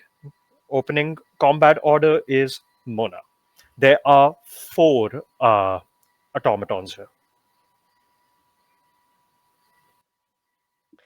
how much are they spaced out? I'm just gonna see how So many I there can are 2 catch. across the door you came through, which is a 15 Mhm. foot wide across gap, and then there were Okay. 2 Yeah. that were standing next to the sphere. So it's on the other side of the room. So they're like 50 feet on the other end of the room, standing Okay. All 15 right. feet apart. And yeah, Definitely. So for my little bit of flair in response to this, would you like to see? Mona says, kind of shrugs off her cloak, and she says, "No, shan't." And enters rage. all right, you break into Ooh. rage as bonus action. Break into this arcane rage, and separates the clap of her hands to cast spray of cards because I've taken the All right. home, like the special subclass of the arcane berserker, Mhm. because I thought, oh, that looks fun. So I am going to. I need a deck save, please, from the DM. Dex I can catch 2 of save. them in All my right. 15-foot Are cone. you going after the ones at the door or the ones near the sphere? I'll go for the spear. The sphere. All I right. think. So in that case, the sphere also auto fails the check. Haha! Uh, Oh no! I don't think that's good. I think that's a bad thing. Yeah, the that's not, unstable that's energy not sphere great. is being hit with magic energy. Yeah. It's fine. Okay. What's the DC? That would be a 14. I'm sorry. One of them passed, one of them failed. Hmm. So you can Okay. roll damage. I kind of want this to be like big, but also I don't want it to be big because I don't want to fuck up this.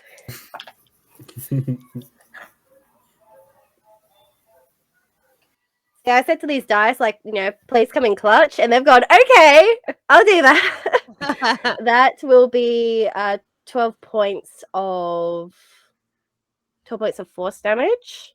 Ooh, all right. So the one that passed will take half. Oh wait, Yeah. and it does inflict the blinded condition, but as they are automatons, I don't know if that applies. So you actually see, honestly, because you do the blind condition, you learn something about them, which is you see as one of them gets wailed by like that energy of your attack. He seems to still be perfectly reacting to everything. It's not that they're immune to blind. It seems they all share vision. Oh. But yeah, that is your turn, I believe. Yes, that is everything that I can do. After your turn is initiative count 20. On initiative count 20, the sphere was hit with a magical attack, so I need to roll something. Oops. Sorry, guys. Hey, you're showing us things early. We're learning. Exactly. In that case, you're welcome, guys. I need everyone to make a intelligence saving throw. Oh, that's my dumb stat. Okay. Lovely. Oh, 20! That's 22. nice. Holy I shit! got a 16. 13. Tell us everything. I got a nat What did one, it but tell you? thankfully I have advantage. And that's a 2 for a 9. All right. That's a 3 for me. 3 for you, 2 for a 9 for you. What I get did a 16. 16 for you? Finian, what you get? 13. 13. So that means only the nat 20 people succeeded. Uh-oh. Oh no. Beautiful. Eh? Beautiful. One of you was very close to the DC, but yeah. So everyone takes 12 psychic damage, Bye-bye temporary hit points. and That's how also, it happens. Including the people that succeeded. no, you guys take nothing. Nat 20 means Okay. nothing. Oh, okay. Uh, Alright. and on top of the psychic damage, for the next until the end of your next turn, you cannot take reactions. Oh. Oh shit. And like something feels weird. Like basically, you see like this pulse of arcane energy shoot out across the room, and all of you just feel like weird tingliness on your fingertips. Everything feels numb almost. And Okay. that was Tan fighter. yes, I also have to roll savings throws for my construct. I'll just roll them. Just give me a minute. yes. Wow. Aren't your constructs immune to psychic damage? Wait, let me check. Charmed, exhaustion, poison. No, not fire and cold, poison. No, they're immune Oh, okay. to poison. I must be thinking of a different one. Then cool. Yeah. So, 15, and do I add my proficiency bonus or something? Yes. Or just... Their saving throws would add your proficiency. Yes. Okay, yeah. So one is an 18, one is a 5. All right. So same thing. 12 psychic, 6 psychic on the success, and Got the one that failed doesn't have reactions for the turn. Got it. And after that, it is Bellaspree. Coven, I call you forth from the beyond, and from my pocket dimension, a zombified house cat appears. Slightly smelly, super adorable, and that is my familiar. And I command it to take the attack action. All right. As basically, it's like a reskinned imp. It's like kind of spectral. And Which it's one are you going to- for? Yeah, let's go for the same one that was attacked by Mona. All right. Yeah, go for it. Okay, so that is 16 to hit. 16 would miss. Damn. All right. Do you have 2 attacks on this one yet? No, not with this familiar. And it's I should have taken my familiar out before because it's an action to call them forth from the pocket dimension. But that's okay. So the cat just like hisses and like attempts to claw out at this automaton. But like the claws don't do any damage. And that's it for my turn. That is your turn. Maybe I'll also just hop down off of Finian so that we're not like a double target, and I'll like move 15 feet away from him. Yeah. Just to paint everyone a picture, by the way, you guys are all pretty like close together right now. But yeah. Okay, I'll use my whole 30 feet then. And you just start sprinting across, and Mallet, you're next. I refuse to clump up. Let's see. So I was thinking I'm going to take out my sword and use my bonus action to fire it up. Yeah.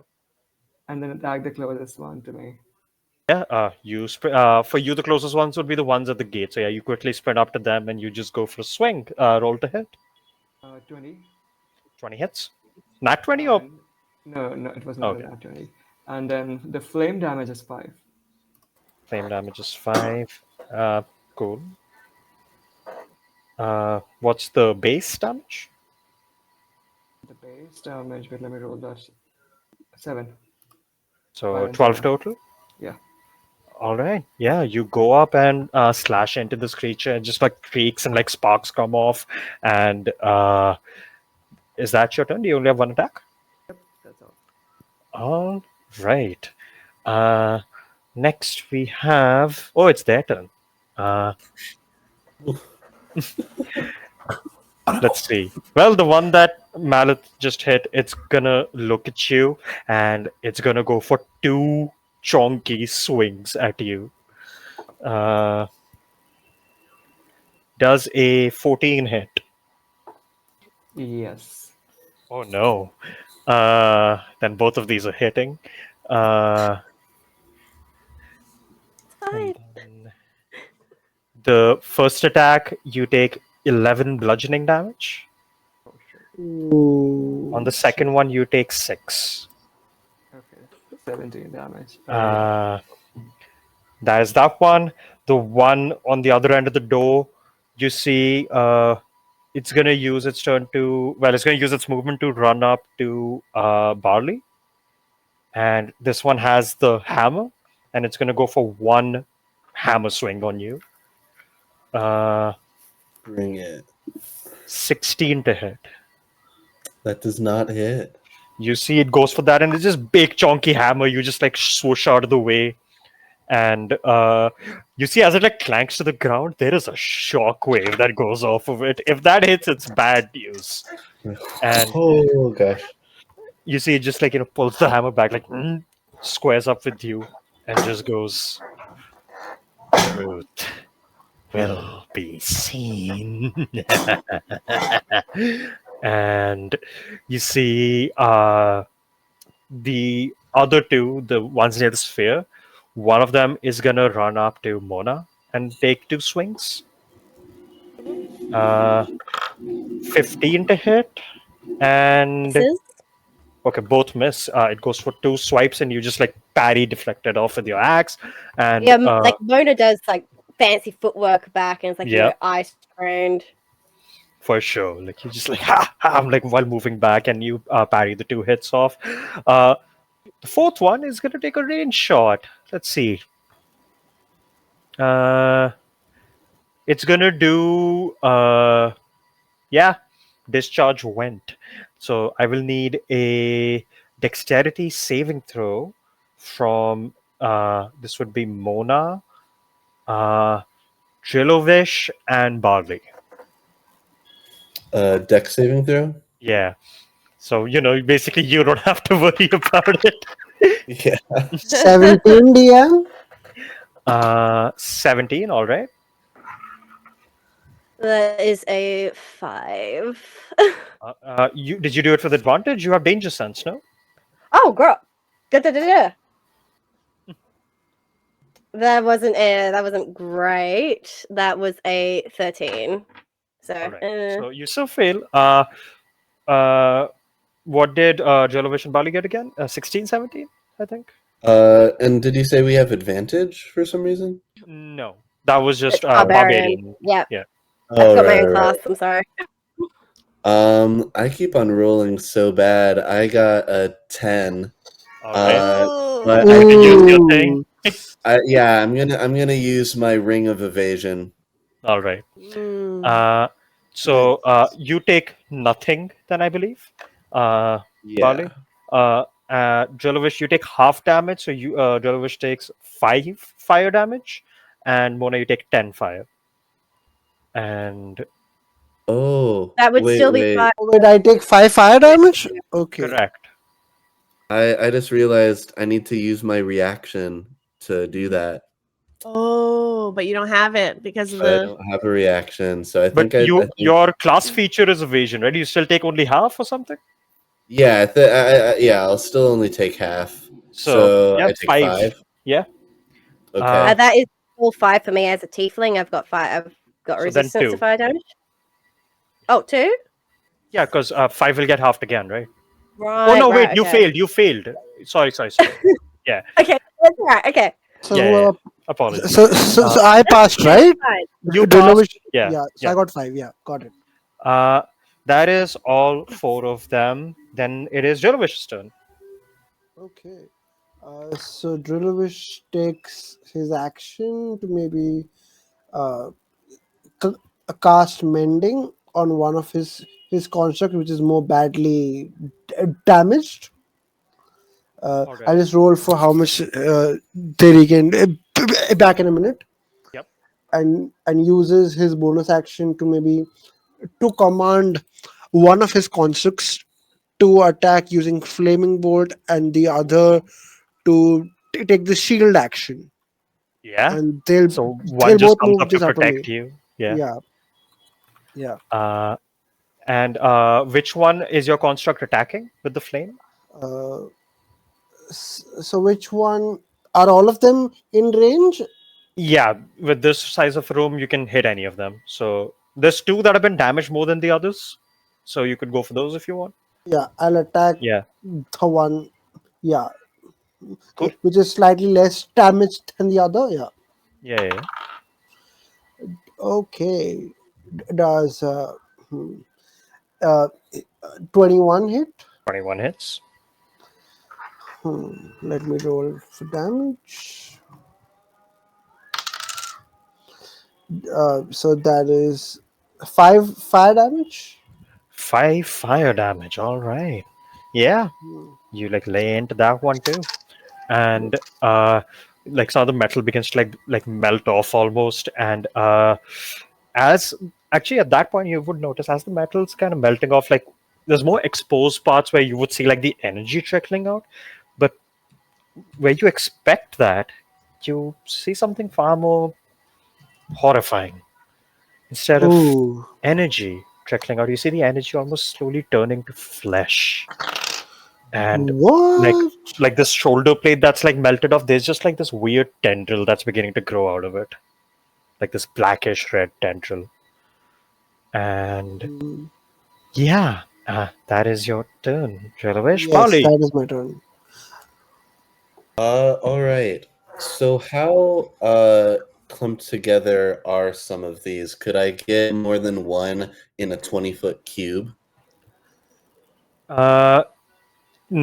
If you try to do that now, you would probably also hit Mallet. I think that's okay. I want to do fairy fire to give us Ah, advantage.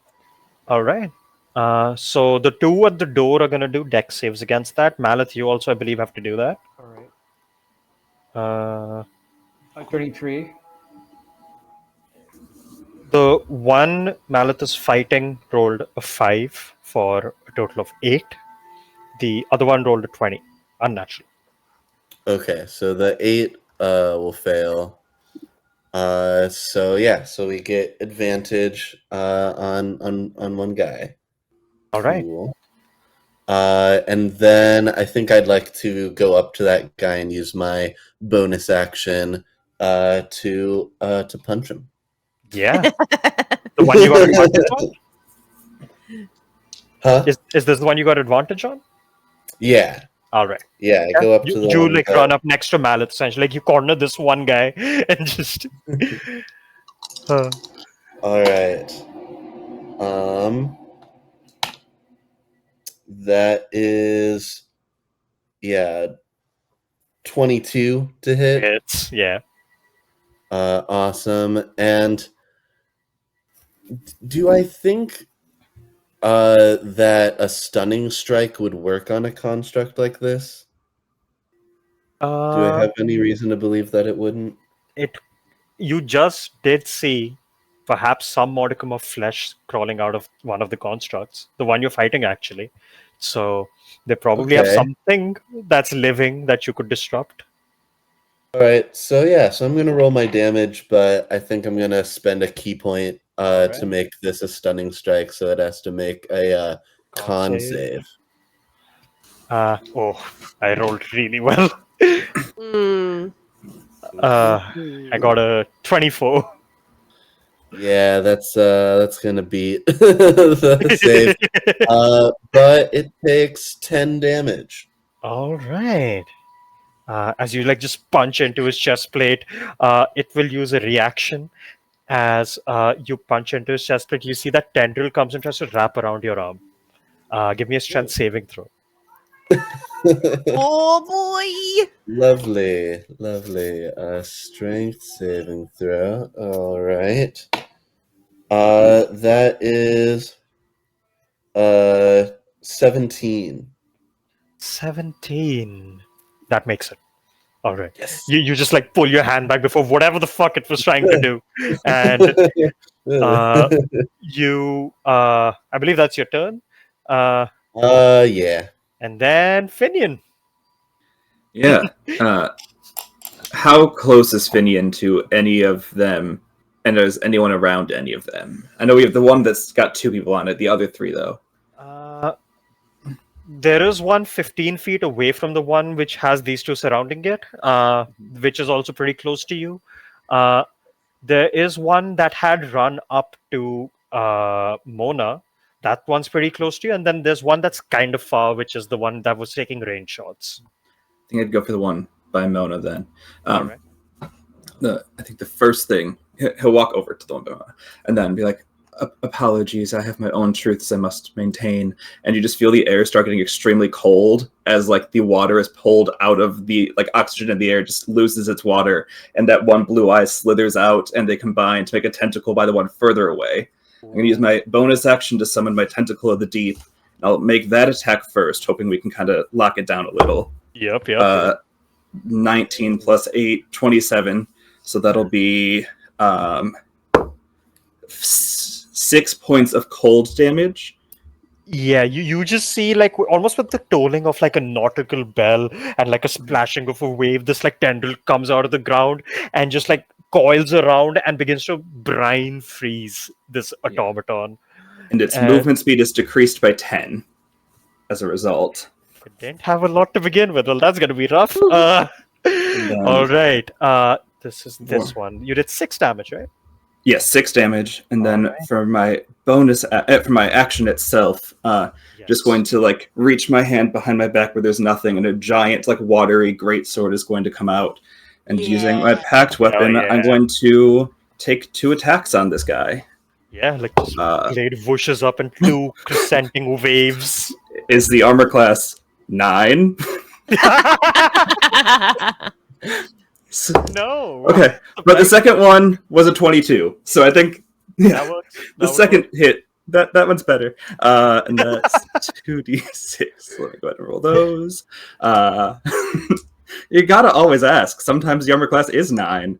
So 2d6 is there, and then plus 4, so that'll be 10 damage total from the slash. 10 damage from the slash, not bad at all.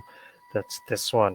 Yeah, you like go for the first swipe and it like just like ducks out of the way, and as it's doing that, you just bring your blade back up and you see the water literally just gets in its circuitry and it just like starts to like frizz out a little, and like a big cleave mark across its center.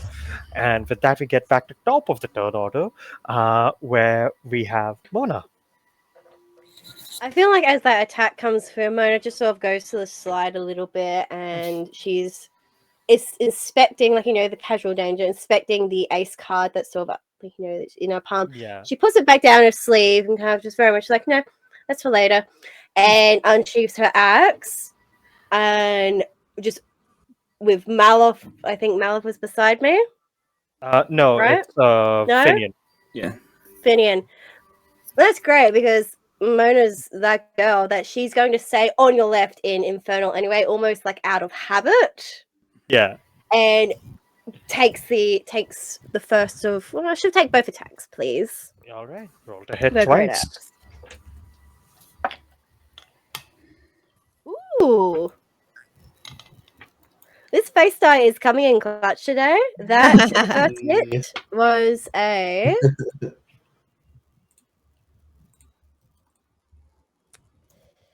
first one was a 17.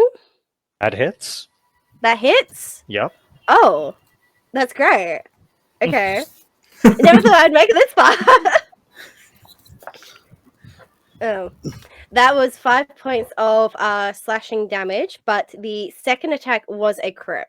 Did you add your rage damage? That leads me to 8. I'm sorry.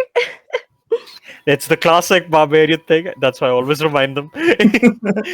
I just suck at D&D, Nah, it's fine. That's absolutely fine. I just also natural 20, I believe you said. That is. I did do a crit. The way the crit, so the way the How do crit we do works is you roll damage, you add your modifier, you add like all of the things, and then you double the total. Please, please, please, please. Come on, don't let me down. Okay. 8.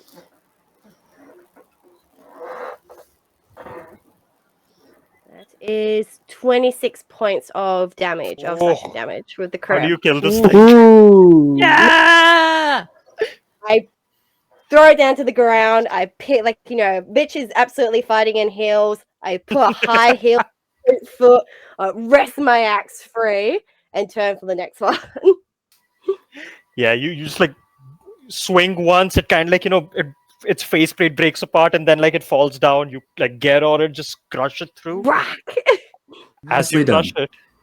it, because this is a nat 20, you notice right as it gets crushed, almost just a undulating mass of flesh tries to like jump at your leg, but because you rolled a crit, you're able to like step away from it in time. Kicks it back with a Yeah, you flick. just kick it back and it just you see it just disintegrates almost like within Mhm. seconds, and that is your turn.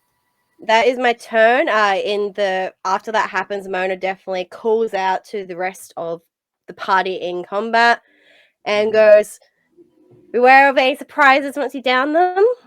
It just sort of passes on the warning so everyone's aware, All right. so we don't get any surprises. I guess that's all I can do. All I'm willing to do. Yep. Initiative count 20. I'm gonna roll something. Nothing happens. Ah! Ooh. And then Bellispree. Okay. Esprit, first of all, attack! She shouts. And this cat is going to attempt to attack the construct again. Go for it. Come on, baby. Damn it. I'm rolling so bad with it. 11. Again, it just Yeah. The coven is so badass, everyone. I just need you to know. the cat is just like, I believe you. next to the construct. okay. The cat's like pawing at the construct's leg. Just,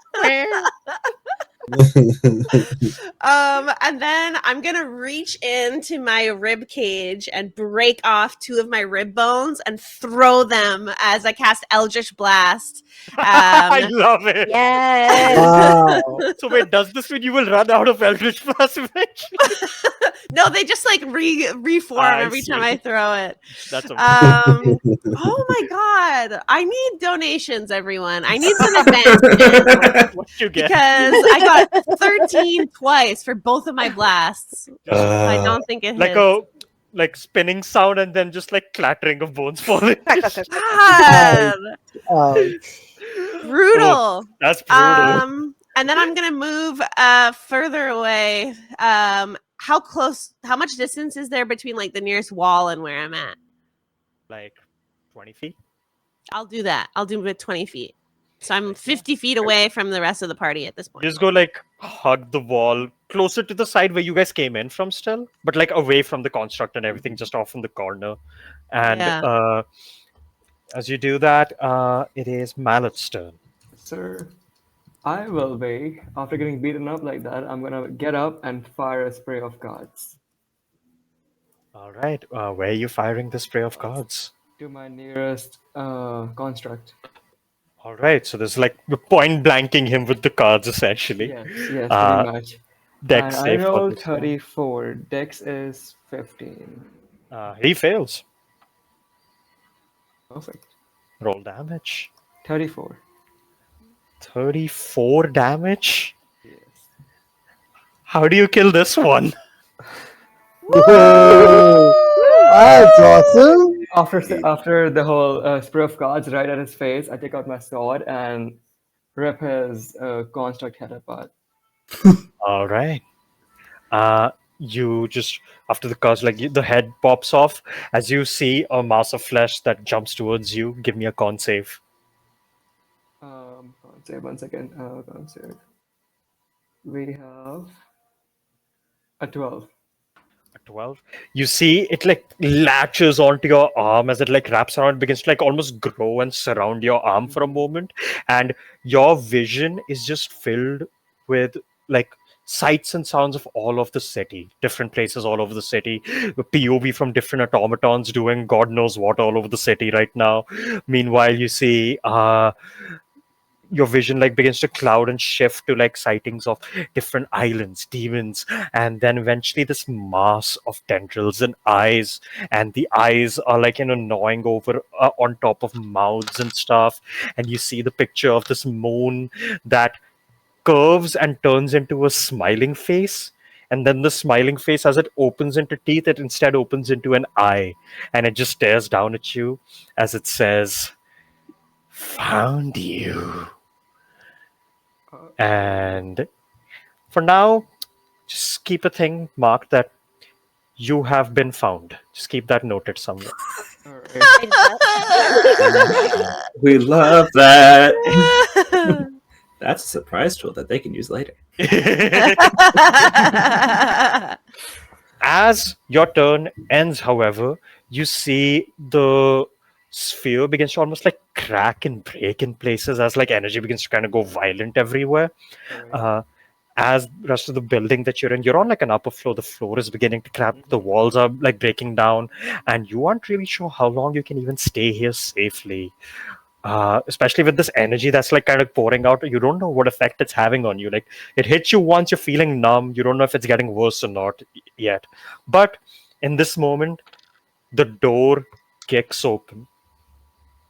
As the door kicks open, you see a figure emerge, pull out what looks like a hand crossbow, like from their like pocket, like coat pocket essentially. uh, Fire off two shots. The first one fires, shoots at the construct that was taking range shots next to your tendril, as it gets pinned to the wall. And it turns, takes the second shot towards Hamiroft. Instead of a bolt flying, however, you see a bolt tied up with a net flies and just shoots onto Hamiroft.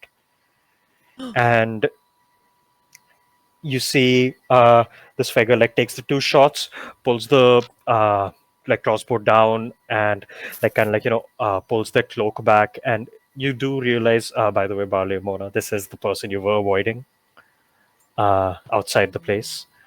And you see this person like kind of like well kept, like neck length long black hair, very like you know chiseled body and face. Man is a unit. And you see he kind of like just like looks around very wildly. He has a little like blood on the side of his neck, and he just goes, "I don't know what exactly happened here, but it's time for us to leave. We need to find the actual cause of this. All of you, come with me right now." And as he has pulled his cloak back and everything, you see like sigils on this person. Anyone who wants can roll a history check. I'll go for it. I'll do so. I'll do one. 16, 18. 15. With my -1, it's a 15. 26, 19 plus a 7, 26. All right. Anyone with a 15 or above would know this knowledge, which is like, and the person continues by saying, "Not exactly a fan of that one on the ground. He's an idiot, really. For now, time is of the essence." And as he's saying all this, you like see the heraldry on his clothes and everything. It's faded and almost like forcibly torn off, but there are enough like remnants of it that you can kind of make out what the sigil used to be. This is the sigil of House Resolve, which is a house of monster hunters. And you haven't really, with a 26, you would know you haven't really heard much from them recently, though they've been pretty much on the down low, not really active in anything involved. And yeah, you mostly thought they were extinct, like they were done. This person's asking you to follow him. That's surprising, yeah. And now we have, who's next? I think It would be Jilovish next, but I will also just check in with everyone. Does anyone need a break here? This is a good breaking point for us. Wait, before that, can I cast my bonus action? Uh, your turn. Yeah, sure. Yeah, go for it. I would like to do bardic inspiration for the player after me. That would be That's me. Dilovish. Yeah. Yeah. Perfect. Thank I you. would use bardic inspiration Uh, for Dilovish. yeah. I'm only checking for break because we are at like a good like midpoint mark right now. We can take 10 here and like then do the rest. It also Sorry. well, and it also depends on Steve if he's around. But yeah, I'm yeah. I'm Okay. quite comfortable to keep going. I'm really indifferent. It depends on everyone else. Okay. I am receiving word also. Like let's take a little break. So Yep, no problem. with that strange individual jumping into the middle of combat, who knows where we've seen this person before? But anyway, Oh, this Oh my god. this person has arrived to help you guys get out of this mess, and we'll take a quick about 10-minute or so break, after which we will be back with what happens at the cost of the ambitions of Hamiroft. Mm-hmm. Yes. Bye. See you all. Hello, we are back. And if you have just joined us after the break, we are in the city of Dainsbridge as our group of adventurers here had come looking to do some investigating and sleuthing on some unstable pieces of technology within the city. However, due to some very generous donations, that ship has sailed, and we are now in the middle of a ever-growing apocalypse in the middle of the city, as all of the automatons and other inventions all across this festival have taken sentience by this strange eldritch entity beyond their reckoning. And just when they found themselves surrounded in this crumbling structure, a strange individual bearing the insignia of House Resolve has broken into the room and has essentially yelled at all of you to run out to help him instead. And we pick up right from there at Trilovish. Your turn. You have heard this person go off and say all of this. What do you do in this moment? What looks more dangerous to me? Like, are they are the automatons who are attacking us still like geared up and ready to just off us? Or? Roll me an insight. Okay, sure. Oh my god, that's bad. 11. Okay. Uh, Okay, within no way. 11. Yeah, 11. Yeah. All right. Within 11, it's a tough call. Like the automatons are very much still engaged in combat with you, but the other larger danger that you feel in this room is honestly the core itself. That's like going more and more out of control. Like being around this chamber in its current state seems to be very dangerous. Oh god. I say I recognize him. He probably knows what he's doing. They're very proficient at this. Him and his folk. We should probably listen to him When and go you out. say that last bit, like him and his folk, you literally see he just like shudders, like he just Oh shakes my his head. god. I think if I could, what I would like Mo to do is sort of in the break, she belts it to the door front, like to basically where there were anyone, looks for that almost the reception, the other Uh, contact, and belly. that Yeah, would be go on on. your turn. Oh, okay, all right, that's fine. Yeah, I we thought are that. on soft initiative still, so it would come All on your right, turn. nope, Yeah, that's all good. That's okay. I thought we were out of initiative. That's fine. no worries. Uh, So yeah. I will go back, like go towards him, use my movement. Though Mhm. still attack an automaton with my action. All right. I will use my ring of spell storing to cast heat metal. Oh, they get disadvantage on this shit. What save is it? Deck save only? I, I don't think there's. Wait, let me just check. I There don't is a think there save. is. Uh, it it just says any creature in physical contact with the object takes 2d8 fire damage when I cast a spell. Attack save none. It's a Oh, save to then not drop it. yeah, I remember. Yeah, okay. There was a save. I remember that. But they are made of like Yeah. metal, so Yeah, roll your damage. 7, and 8. 15 fire damage. All Nice. right. With 15, it needs to con save.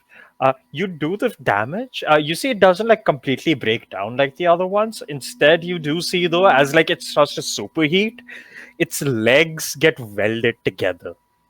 Hmm. Like it can't move from the place. Like it's like planted into the ground now, and it's just stuck there. And it's barely functional, but yeah, it is still up. And Uh, I use yeah. my bonus action to uh, tell both of my guardians to attack it All right. with and amplify both of them. So like Ooh. Okay. Yeah. three hellfire lost that All way. right. You expend your hellfire to buff them up. Roll to hit. 1 second, roll to hit. One is a 15, the other is an 8. I assume 8 does not hit. It doesn't hit. No. 15 Yeah, also misses. 15 also misses. Yeah. Yes. So yeah, Uh, that misses then. Yeah. yeah. You see, they both Okay. go and they I just start like clang, clang, clang, metal hitting metal just starts happening. But yeah, it's still up. I yeah. I still lose my hellfire though, or like what? Yes, you would still expend hellfire. Got it. No worries. And like yeah. So I've gone back already. They attack and they follow me maybe afterwards. Yeah. And that's my turn. Mm-hmm. I'm just checking something for you. Da-da-da-da-da. Uh, you expend the hellfire. Yeah, cool. That is your turn. You get close to the door also, right? You said? Yes, I go closer to where the person who called us is standing. Yeah, cool. You get up there. That is your turn. Barley, your turn. All right.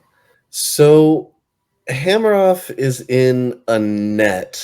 Correct. Do I get the feeling that if someone doesn't like pick him up and like if we just left him here, that he'd probably like die? Roll me an insight. Like I feel so bad leaving the guy just here.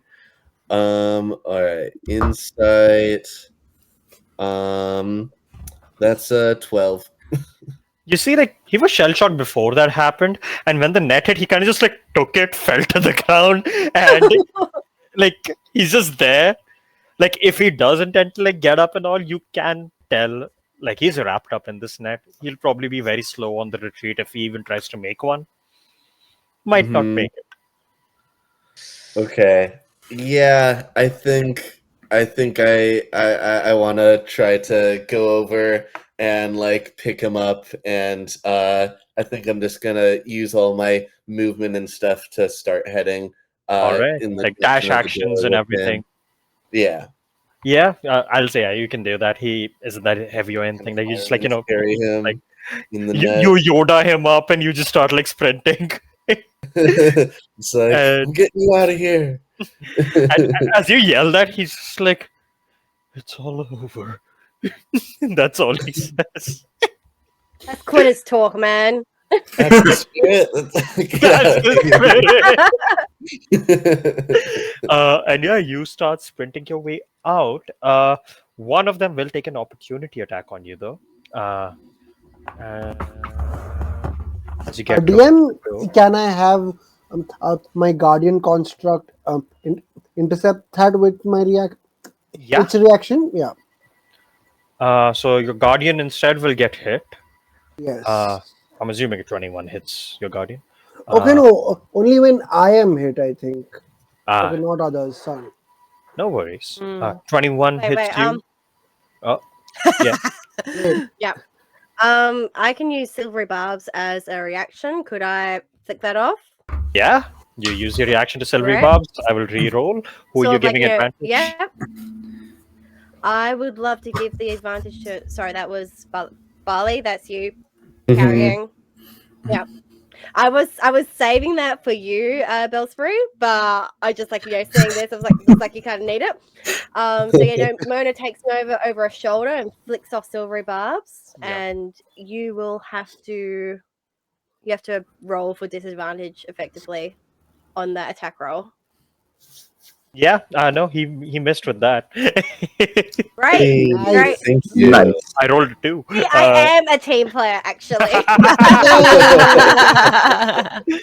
No one can And say you're not. it cannot be denied. You're literally tanking also. So, and you continue running unfettered close with one. silvery barbs. And that is a good thing they had Sentinel, just so you know. Oh, no running away Oh. for you. Thank God. But you make your way through. And after your turn, Fenian, what do you do? Mhm. So the only two left are the one that's alive and the one that my tentacle's on, right? Yes, there's one at the gate. There's one where your tentacles are. That's it. I'll bonus action again, attack the tentacled one. Try and keep it. That becomes an 18. 18 hits. Okay, so that'll be 6 points of cold damage once again. All right. It is still up. But yeah. Okay. And then for the one closer to the gate, gonna go over there and booming blade it so that if it tries to run after us, it will not have a good time. You will have advantage on this because we got a donation, I believe. Perfect. I will take that because that will be nice.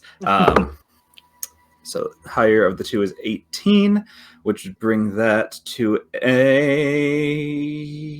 God, I can't math today. 18. I mean, the 18 is 25. Yeah, so Yeah. 25, and then it'll be so many dice that I need to roll. 6, 10, plus... so 10 points of slashing, 5 points of thunder, and if it moves, it'll take 2d8 thunder damage as well. Slashing 500. All right. It is also barely up. That is your turn. Top of the order, it is Mona. So we are moving to, just so I understand, with Theatre of the Mind, we are moving to get out. As I understand, right? Yeah, no, Mona disengages. She's going to follow after the party. To anyone who's still sort of in trying to take shelter from the building breaking, trying to stay put, she lets out this loud bellow of evacuate the building now, and just sort of moving to mobilize through sheer force of her voice alone. I mean, Roll me an intimidation. oh no, Let's see how many that means people in the everyone building has to do hear a you. con save. Okay, all right. Oh, okay, all right, okay.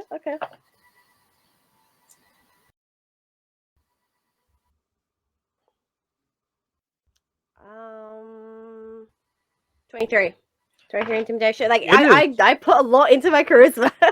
It is loud, and you actually see the dwarven woman who came in with you. She kind of gets shocked out of her shell shock, and she just starts running.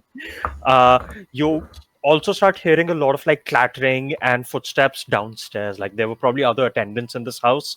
They're all bolting hearing that. You see, they all kind of peeked upstairs, what's happening. They just saw whatever the fuck, and they started running. And Anyone else in the room of the party? the party obviously heard you guys, and no one else is here. The automatons don't seem to care, but yeah. That is your turn. Bellspray. Okay.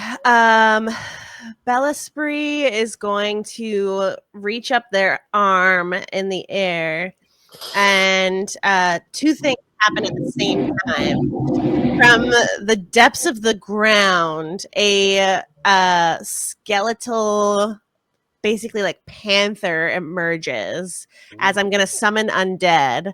It claws out from the dirt and shakes off its mess and roars at the automatons. But at the same time, an opposite effect of like a celestial light, like a starry, glittery purple aura falls down from the sky and covers Barley.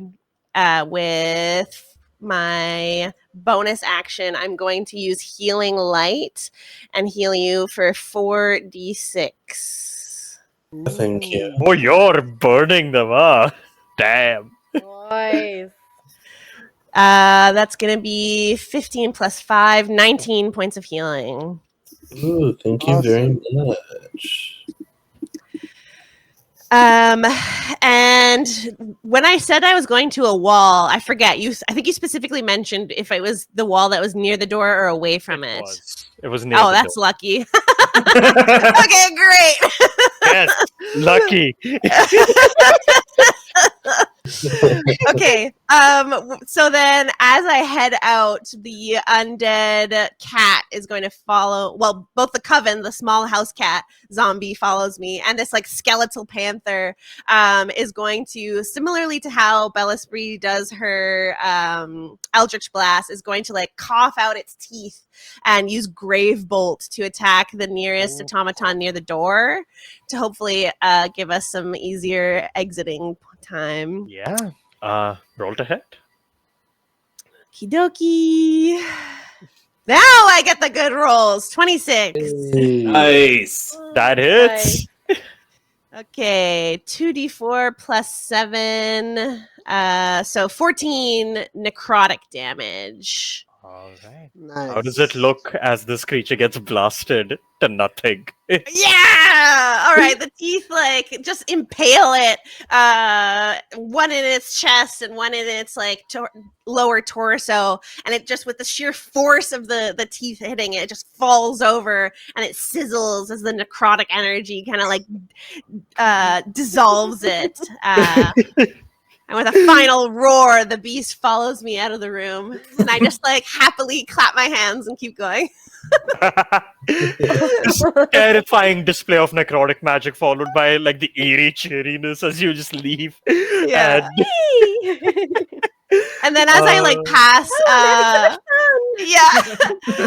I pass this Mr. Resolve, and I'm like, "Oh, very nice to meet you." And then I shake my head, and I'm like, "Anyways," and I keep going. Ooh. It's like a bit of a different voice for a second. I heard it. I know what voice that was. That's it for my turn. All right. Then we have Mallet. Sir, is any enemy left? Are any There's one left all the way on the other end of the room that's doing ranged attacks. It hasn't got to go yet, but can you describe the whole room to me? Wait, so is he like closer to the exit or further than the exit? he's further. He's deepest part of the room next to the sphere. So exit is clear. Yes, they've cleared the exit now. Okay, I would like to heal myself and run for the exit. All right, go for it. Just a second. Cure wounds. So I have 14 to heal. All right. Then I will make a run for it. Yeah. And that's At that all. point, I believe everyone has kind of reached the exit point, which is when finally this one automaton does get a turn. So it will take one last shot as you guys are leaving. And I believe all of you are clumped up at the exit right now. So it will again exhaust went, and I need a deck saves from everyone. Oh, damn. Is this where my advantage from your silvery barbs would come in? Yes, it would be this roll now. Okay. 13 for me. I get a 9. I got a 5. Do I have anything that I can use to mitigate that? You got a 5? I got a 5. Ooh. Yikes. All right. 19 for That was me. That was a dirty 20 for me. All right. 22. For those that rolled above 15, you would take half damage, and evasion means no damage. And so that is again 10 fire. So on success, it is 5. On failure, you would take the full 10. Who rolled a 13, DM? Uh, I believe it was Fenian. they can have a flash of genius to add a +4, so they get half damage. Thank you very much. Mhm. Let's go. Uh, yeah. As all of that happens, you guys begin to like dip out of that particular place, and as you are leaving, you see the core going more and more violent, and you see that one automaton there, literally like seconds after you leave the room, it disintegrates with like another pulse of energy, and that would have been bad. That was 5d10 force damage. Boy. Ooh. uh, and you start running your way down. You see there's a bit of chaos in the like lower level of this building as well. Like people are just running. You see some people just like grabbing whatever valuables they see in this like fancy room, and they're just taking them and running. And you notice Hamarov doesn't give a fuck. He's too out of it to even like bother to stop them. And as you guys exit out, that same street full of market stalls, laughter, dance, and music is quite the contrasting image of just the sound of distant smoldering flames, distant screams, crying, wailing, and just the overall ambient noise of people running in different directions, just heavy footsteps everywhere, clashing of steel and whatnot. And as you look around here, you see the person with you, like Chandler, he like brushes off some blood from like his mouth, and he just looks over. Right. I take it you were the people. He kind of gestures to Hammer. This one decided to hire. Yes. Don't know why you bothered saving someone who has condemned his own city, but Well, I don't think he meant to. He was willing to have human life be the source of power. Also, can we say while we were running, Finian Yeah. gave the healing potion to Devilish, knowing that they would need it more than he does. Yeah, it's just Mhm. hands off that healing potion. Yeah. Jelovish, you can add the healing potion. Thank you. And Just a normal healing potion, right? yes, it's just a basic healing potion. I thought it was Uh, It was not a greater, no. It was a donation thing, which is a regular one. Oh, okay. Uh, Is Um, Hamaroth still like out of it? Just He's wrapped up kind in of like, this he seems to be wet like net? listening to what's happening. He's still wrapped up in it because no one got him out of there. But Yeah, I'm just holding him in the net. you see, he's still out of it, but he's kind of just That's- silently observing. You know what? That's fine. That means I don't need to kneel down because Mona summons Mage Hand and takes a hold of his collar while he's in the net and starting to throw. And she says, "How do we stop this?" Let me do a roll. It's a wisdom save for him to lock it in, essentially. All right. You start doing that, and you see, I, I don't know. It has to be. Speak up. I don't know. It has to be something with. What do you mean you do not know? You have developed this. You've got so much education and application behind you, and you don't know how to control Look the thing where that it you got made me. that is currently exactly the city is in flames. This is your responsibility. I am well aware it is my responsibility, and I'm also So well tell aware us how how to powerless stop I am it. to stop it. It has to I do am not. something. Tell us how with to the- stop it. It has to do something with the control matrix, but I don't. It has gone beyond what I designed it to do already. Whatever this entity is that has taken hold of it, we'll have to find a way to stop that, or convince it, or something. what Going does this beyond your means was your control? first mistake. What's that, Mona? No, she just said going beyond your means. Like this was your first mistake. And you see, he just like fully crestfallen, just like looks down at the ground at that, and And What, she what looks at does the rest of this? the party. She says, Any ideas at all?" I just asked Kamarov, what does the control matrix look like? What are we looking for? Where could it have gone? well, Maybe breaking. yeah. Oh, sorry. Go ahead. Go ahead. Well, the controller, Sam, they are. Well, because of the nature of their make, they would very much look like a person, not a machine. But, depending on how many souls they have taken by now, they could look like any number of people. Though I will say, the one thing that they would not be able to change would be the eyes. The eyes would still burn with the same essence of the core, while they are in the vicinity of the core, which is the city. As long as that is still active, they should have that purplish glow to their eyes. And you see Trevor just like pinches his like brow and like just shakes his face a little, just right. Well, I have been tracking this thing for a few days now. Whatever follows will be filled with some death and destruction, as we have already seen. I had tracked that it was underground somewhere. I was hoping people that he had hired would have more information. And I am hoping you are willing to share some of that information on account of all of us wanting to go back home. Well, we would gladly share, however, we arrived about 91 minutes late.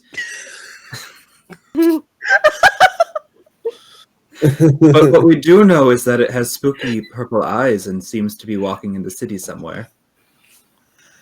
Well, Do we remember the name of the eldritch horror that like a name had been Yeah. quoted to us? I don't. Pinto doesn't remember. yeah, you guys would know that's Full Goben, which is the Eldritch Horror. Mhm. But yeah, you still didn't get a name on who passed this information along to Hamiroft. Mhm. You see, he just goes, "Oh, of course it is. Why would it ever be any simpler than that, I suppose? Well, on account of me wanting to be done with this and wanting to go back home to my wife, I would ask some assistance from all of you." Oh, yes, we are more than happy to assist. That is why we are here to begin with. What more do you want from us, though? Well, in this line of work, as long as you're willing to die for such a cause, I believe everything should work out. Oh, I died about 12 years ago. It's no issue. I'm already dead. I'm pretty alive, but I'm willing to do dangerous things. I think we should really get a move on. I Yeah, concur. Right. I'm not dying here today, but I am going to give what I can to the cause. exactly. I suppose we take what we get. I was hoping for some other allies here, but it seems they aren't here yet. And he Did kind you of write ahead? What? Did you write ahead and let them know? I sent them a message, yes. Things fell apart a little quicker, though. Oh, And he well. kind of just sighs, straightens up his cloak, and you see there's like this very interesting looking sword at his side. Looks like some kind of like a long sword at his side. And on the other end, you see what looks like kind of like a combat whip, which has like these strange gems encrusted across the hilt of it. And you see, he just like straightens up, pulls the weapons out, and he's like, let's get a move on then. And you guys start moving through this chaos. And All right.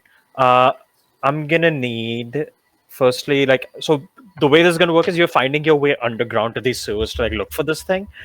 So first you have to get through this chaos, and now we're not gonna obviously go and fight every single thing along the way.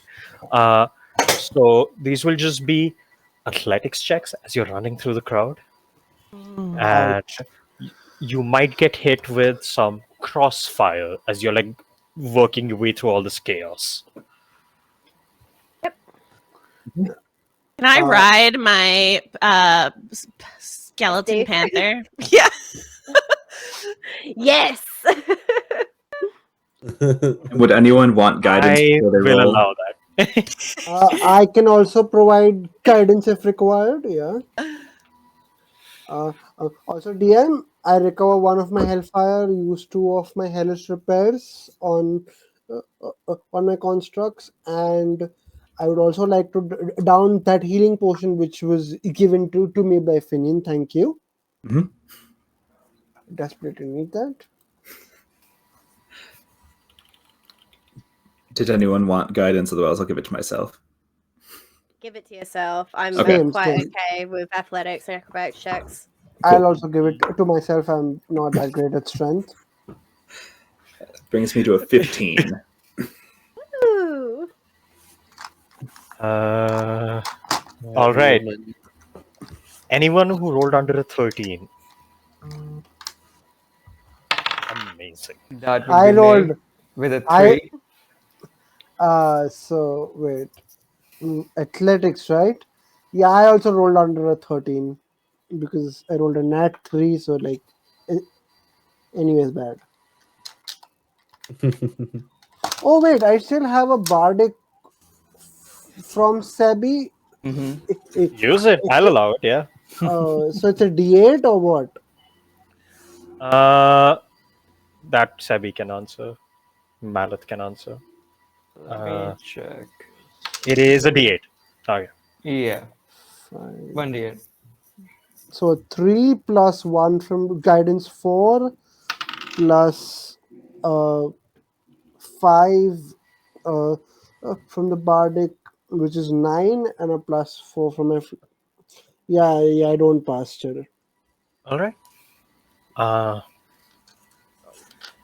You all start running, and as you guys are running through, you see Jellyfish is kind of beginning to kind of fall back almost in this. Getting pushed by other people running the other direction, stuff like that. You kind of fall a little behind, and you see next to you this one broken stall at this point. There is just what looks like a young gnomish inventor just dead on the ground next to it, and you see there is just a potted plant almost, but the plant is made out of metal, and you see it is grown up and up into these metallic vines and metallic mouths on it, and it just lashes out violently and destroys the building next to it as it begins to fall down. I will need a dexterity saving throw from Jellovish. Okay. Do I recognize the gnomish inventor, DM? uh I will say no. This is probably someone from a different crafting house than you. Okay. So it's a 9. It's a 9. All right. Uh, as the debris falls, you take 12 bludgeoning damage, Ouch! I am at and like a quarter health. your next athletics check is going to be a little rough because you're wounded essentially as this building fell on you. Uh, Yes. you don't outright get killed. Your automatons are there. They kind of block some stuff out for you, and you continue catching up to the group. Around this point, Could I have yeah. had my automatons help me with the check, maybe? I was about to say, if the automatons can't help, could one of us assist? Like Uh, go back and assist? Is there anything we can I'll do? say yes. I'll say if anyone wants to, they can take disadvantage on their next check to give advantage to No, Jello. Yep, no, I that's can. fine. All Sure. right. I've got yeah, I can do. I've got a 16 strength, so I'm fine. I can manage it. All right. You kind of like begin. You see Jelvish like falling back, and you like stop, turn, like you kind of help him up and like help him like run forward. Uh, I need one more So, set of athletics checks from you guys. Jelvish with advantage, okay, and the next one you're saying, or the one I rolled before? I got a crit. Can I just help? Mhm. yes, sure.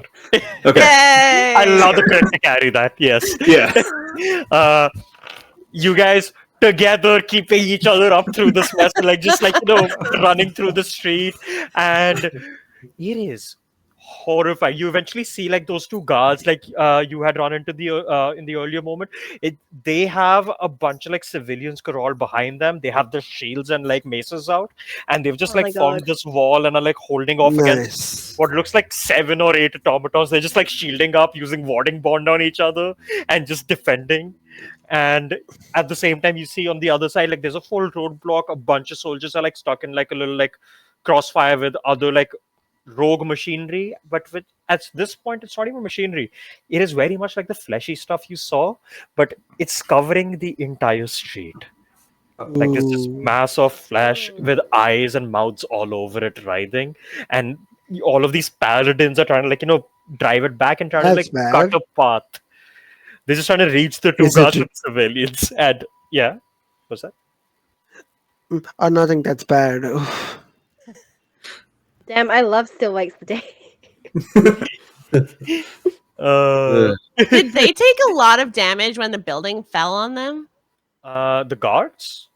No, this PC that was like struggling to keep up with us. Oh, Jellyfish. Yes. Oh, I yes. rolled a 17, so I think I pass on this next one. Like a 3 and a 17, since you give me Yeah, you're advantage. good. So Yeah, yeah. I'm good. Yeah, thank you. Okay, I just want to make sure if you needed healing, I could help you. But if you are you feeling okay, Drillovish? I do still need healing. I'm 11 out of 45, so. Oh my yeah. god! Oh. A celestial heal light you as falls well. down from the sky. Kill that man. Just oh wait, it's night. What is it? Is someone attacking me? 28 points Yeah, of That's the nice. Immediately healing. your wounds begin to close up as you ask that question. How much are you down now? I'm okay. I'm just 6 down. It's fine now. Okay. Is anyone down a bit? Because I have a couple I'm cleric at spell slots I can 35 go. out of 52. Yeah, I'll give you Yeah. 6 plus so 8 points of healing damage back. Thank you. Healing, not damage. Yeah, Healing damage. one of my Yeah, cleric what slots is back. BPS? Healing damage is when you Reverse use inflict damage. wounds. What's that? Undead? Yeah. But I'll also ask which of you is taking point during this run. Who's at the very front? I think I probably am just because I have 45 movement speed, so I'm probably just the Yeah. fastest. I You- imagine Finian would be taking up the rear, trying to make sure everyone's getting places. I can be second or third, maybe. I might be last because I was the last one out. Okay. And I'll have my hood up, DM. Jellovish, you're at the very far back. Like you fell back the most. Oh, like, yeah, you got yeah. crept back up. I mean, we Yeah, could got sort it, of be got like, moving close because like Yeah, Mona is helping you, but you're being berated as well. Of like, it is a like one hand Sorry, slaps you, one Mona. hand gives. Love it. You should be. Thanks a lot. Thanks a lot. Barley, since you're all the way up front, I believe with that move speed, the only one that's kind of like close to you would be Trevor. So you give me a investigation check as you're looking for, the entry point underground. Investigation. That's a shout out to the 2 crew. That's a 2. All right. You guys end up taking a few bad turns in There we corners, go. and you feel a little lost. And at which point, you guys get hit by another pulse of that energy. That's Ouch. beginning to spread across the city. Now, any other like node where that mass of flesh is, there's another pulse coming out from that. It's spreading all over the town, and as that happens, one What? This is a con save for everyone. Con save. Okay. I got a Dirty 20 for 9. me. Dirty 20. 11. Is a 19 for Mona. 11 adding my 4 from Flash of Genius for 15. That's a 14 for Barley. One last left. 16 for Bellispree. All right. So anyone under a 16? Yes. Oh I'm my at- god! I'm at I a am 9. 15. No! How much? Okay, I didn't roll Just very high on healed him. damage. Okay. That is 8 psychic damage. All right. As again, like Okay. those same weird visions begin to fill your head for a moment, discombobulate you. And the other thing, however, out of everyone who failed, all right, out of everyone who failed, give me a flat d20. DM. D20. So one of my automatons failed. Sorry, my construct, but one of them rolled a nat 20. I'll say your one construct can basically help shield both of them. They're both fine. Okay, both fine, yeah. Yeah. And yeah, a flat d20, you said? Yes. Yes. The I same have a die. nat 1. Oh, My no. god. No. I'm rolling so bad. I'm just. No. That's an 8. All right. Yeah, I also got an 8. Yeah, I think we are dead. So Yo. Did he already take psychic damage or? yeah, that's done. Okay, how much? Sorry, I This is didn't. something else. That was 8 psychic damage, I 8 believe. psychic damage. Yeah. You, all of you who failed, firstly, just here in your heads, found you. And you can all mark that you are found. I was found long ago. Found. Beautiful. Let me Were just we also lost? mark this. Nothing to see here. If you were already found, nothing else happens except you just hear laughter. But you did roll a natural one, so I will roll severity for this. Ooh. We're going great, team. All right. You hear laughter in your head, Mallet, All right. and you just hear the voice instead of saying "found you" to you, it just goes round and round, getting closer. I see. Good. I look forward to talking face to face. As you take a level of exhaustion. Oh, Out of character. That's so wholesome.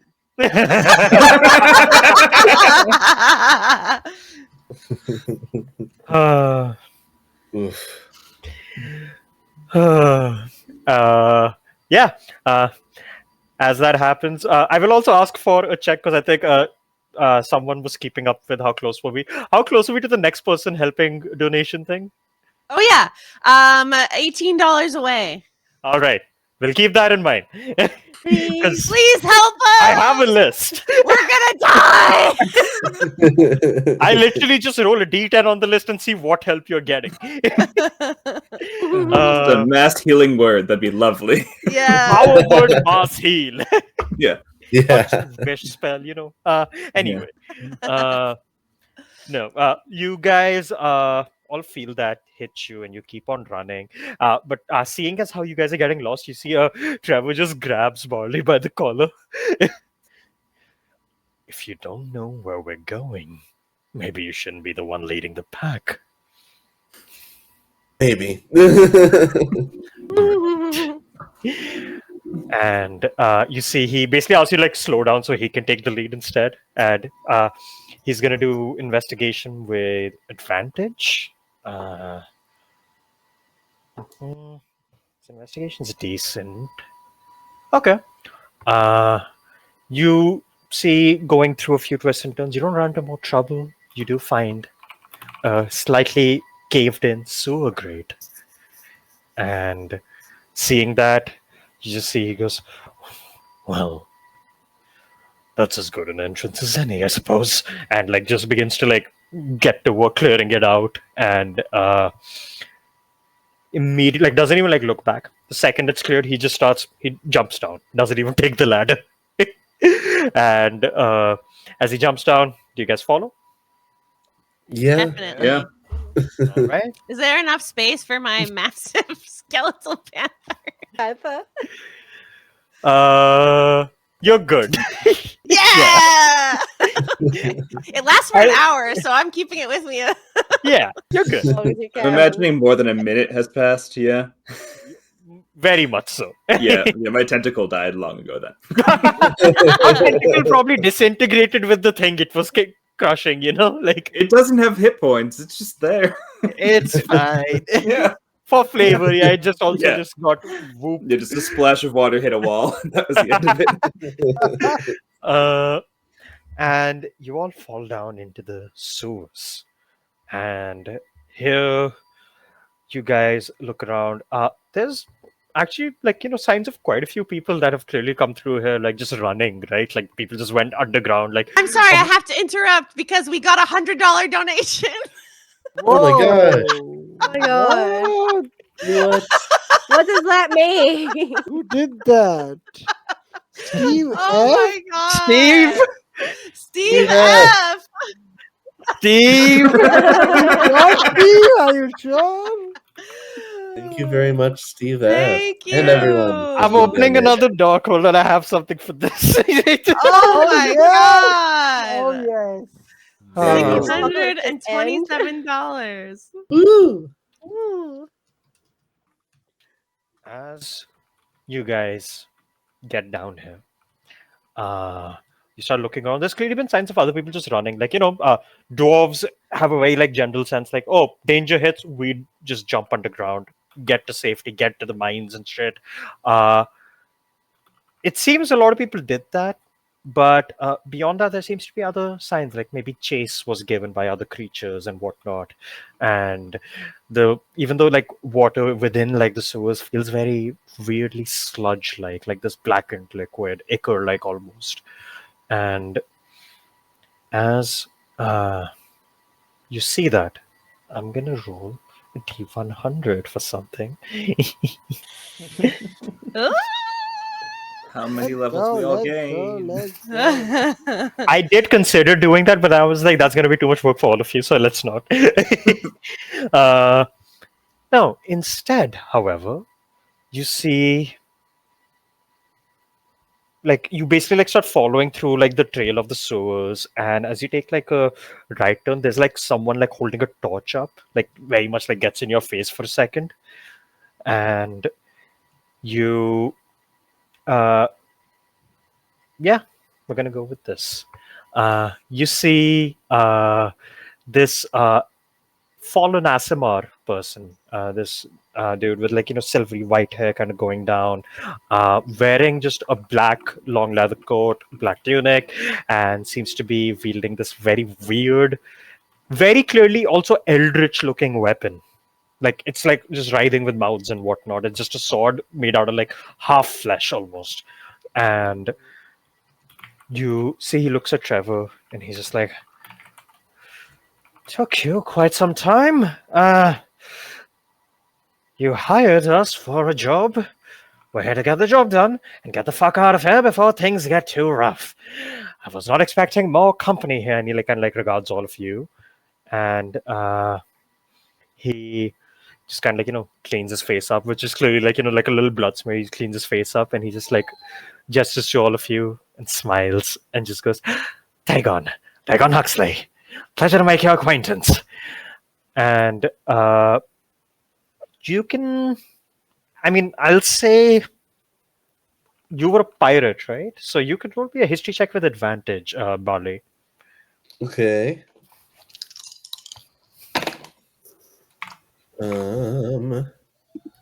That is a 16. A 16? From the older days, you would at least remember this name. It's a very famous name in your older world. Uh, this is like he's known as Dagon Huxley, yes, but additionally, he used to be known as one of the biggest like leaders of an organization within Ibrakal, like the city Fasimas. And after the onrush, he really made a big name for himself, where he came to be known as the Wraith of Ibrakal. He's like a big problematic criminal deal in most of the world, and has recently been known to be sailing pirate flags as well across the Sunborn Sea. And he Oh. seems to know Trevor, and he seems to be hired for a job. And most jobs he's hired for either end with everyone but him getting killed,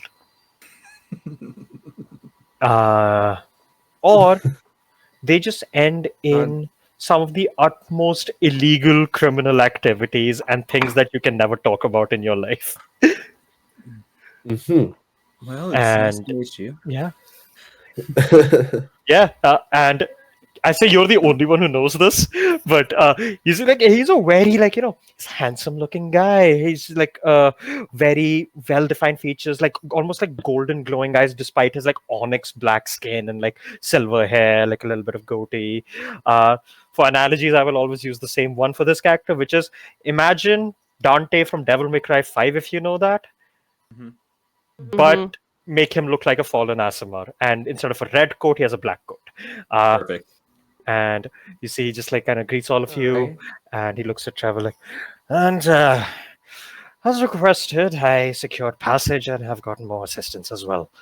And you see, there is alongside him there is a human woman, uh, also beautifully dressed, and seems to have like this, like long flowing blonde hair. And you see, Trevor immediately clocks that. His eyes go wide, and he just goes, "You're not supposed to be here. I thought we talked about this." And you see the woman just smile at him and go, "You talked. I listened.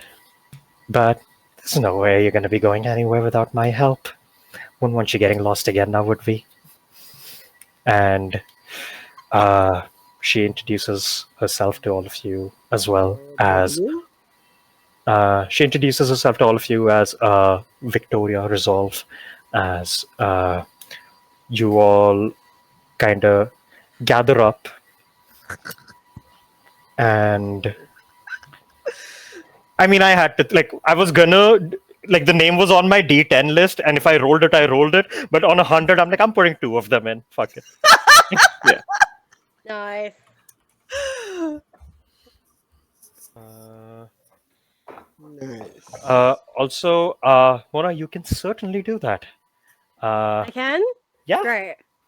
I just Uh, sort of like thought in to save the strength on time. I just wanted to know if I could use while like Mona's being uncharacteristically quiet through all these opportunities that she could have been a bitch because she sort of pulled out a mirror from her bag and is gazing into it, mumbling a name under her name as she's name under her breath while she's yeah. trying to divine using her mirror of the past to trace the steps of this figure, this matrix that they're trying to track down.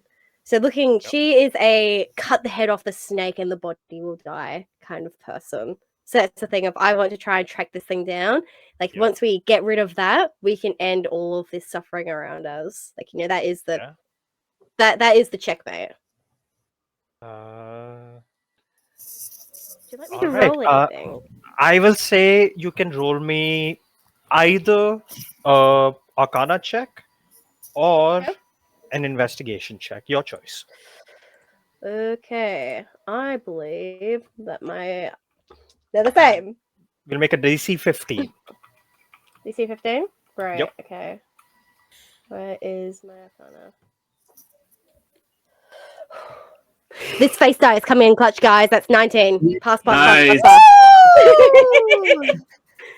You look into the mirror as it gets hazy and you stop seeing your own reflection. You instead see the same, damp, dark corridors of the sewers you're in, and you see they lead to somewhere with a little bit of a modicum of light. Some like coming from somewhere you can't exactly see from the POV you have in this mirror. But this place is dry. This doesn't look like the part of the main sewer or anything. Maybe like a maintenance office in the back, or maybe like an older structure, even. And you see along the walls of this chamber, there are like these 15 to 18-foot tall, deactivated suits of armor that are just hanging off the wall. And they are lined up along the walls, and you see flickering behind them, there seems to be almost like a rotating, like mechanical shelf thing of hundreds of these. And in the center of the room, you see this person, very, very much androgynous in appearance, wearing just a plain white robe flowing down to the floor, with very neatly, like low cut, pure white hair, blue glowing eyes, and alabaster white skin. They're just standing there looking around, and they seem to be muttering something to themselves, and every now and then hold on to their face and just go, "No, stop, please." And as you hear that, you kind of get shunted out of the vision, and you can kind of discern what the path is. I think Mona sort of shoulders her way into the thing and she says, "Great, excellent to make your acquaintance. I think I know where we're going, or at least I know an idea of where we're going. I need some assistance here. I am 16. I am here as my mother's envoy. I don't know what I'm doing, but we need to stop whatever's going on. So if we can all stop introducing each other by name and get to the root of the problem, that would be great. Because I would like to go home and not die here." You see, almost like Trevor, like Are we all regards in you with like agreement? some We all agree, honesty, right? like If Mona's got the way, Finian is following. So All right. there's information. Yeah, let's go then. Mhm. You guys start heading down. On the way, you see, Mona will sort of recount. Yeah, yeah. Mona recounts what. Yep, great. yeah, you basically start like giving the directions to whoever's in the lead, and they're kind of like directing that. And you see, while you guys are traveling, Dagon, who's also with you, he reaches into his bag. He seems to have like a bag of holding, and he reaches out and hands each of you a potion of healing. Ooh. And Okay. he will also present one scroll of Misty Step he has if anyone wants it. Whoever has the smallest movement speed should take it. Yeah. I don't Probably require it. you. What's that? Anyone have Thank less you. than 30? Nope. I've got 40. I'm good. Yeah, I got 30. Whoever wants, that's fine. But Yeah, I don't require it. I already have Misty Step. all right. You all start making your way through, passing the potions and all this equipment out to each other, and you, with Mona's instruction, reach that clearing of a room. And as you reach the room, the figure is still turned away from you, looking out towards what looks like almost a broken mine shaft elevator that isn't there right now. It's just like an empty shaft. And it's just like this person, they seem to just be like looking down in that, doesn't turn, just goes, "Please, I, I can't take more of this. All the voices, all those faces, I can see all of them. Let me go back. I can still stop this. I can still stop this." And as they say that, the voice shifts and changes, and like a part of their face like goes from that alabaster white to like this weird fleshy maw coming out the side of their cheek. And the voice just goes, "Oh, you can go back.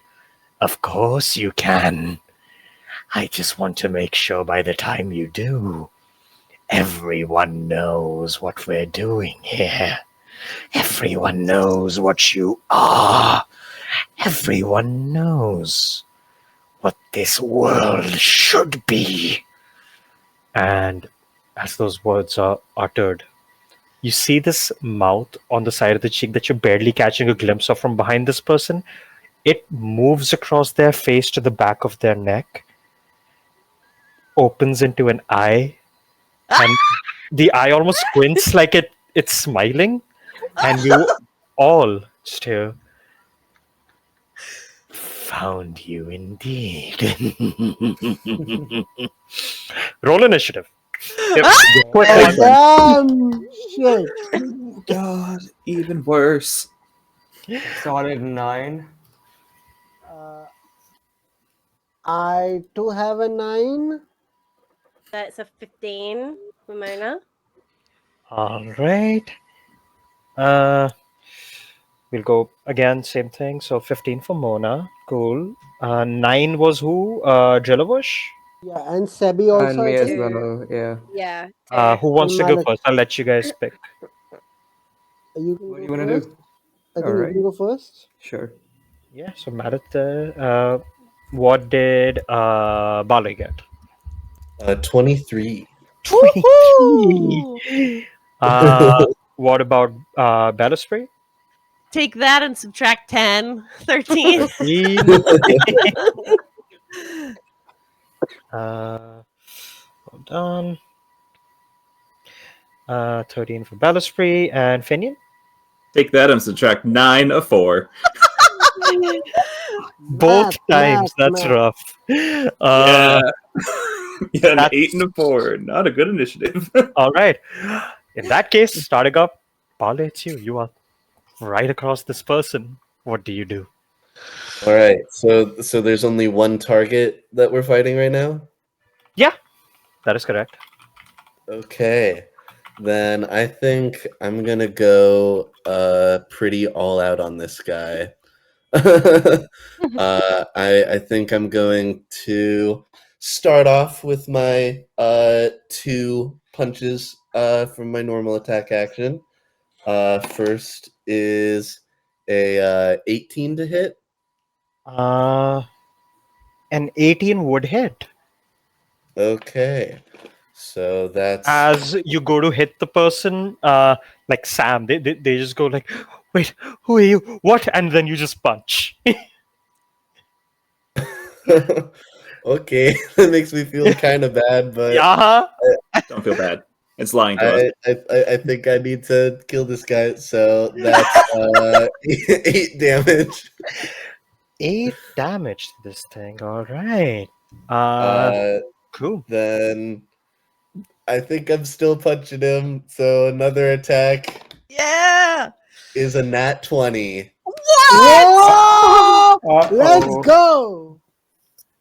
And so I just roll normal damage and then double that, right? Roll the damage. Add your mods. Double everything. Okay. Of course, I roll really bad.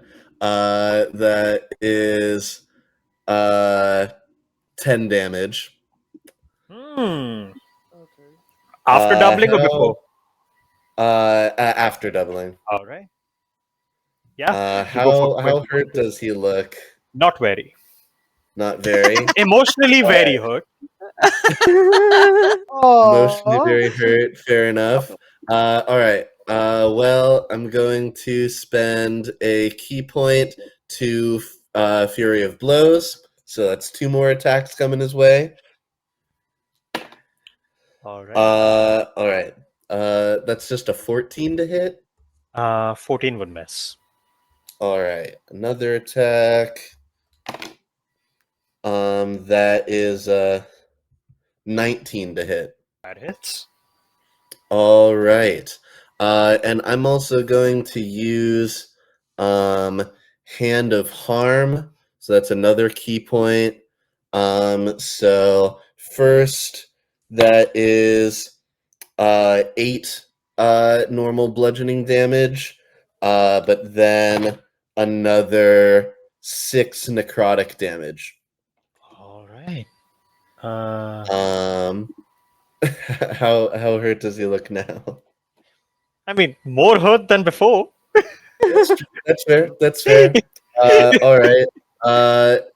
Because I'm going all out, I'm going to use my feat, which I picked Action Surge. So I'm gonna do one more attack action for 2 more punches. Yeah. Your average monk turn. Yeah. Yep. All right. That's first one is gonna miss, but second one is a 22 to hit. Yeah, So that you got it. hits. Yeah. And that is another 10 damage. Another 10 damage. All So right. I just walk up, punch, punch, punch, punch, punch, punch, punch. The entire time you just hear just and I'm just like, I'm sorry, I think I need to kill you. at the end of your turn, the creature will take a legendary action.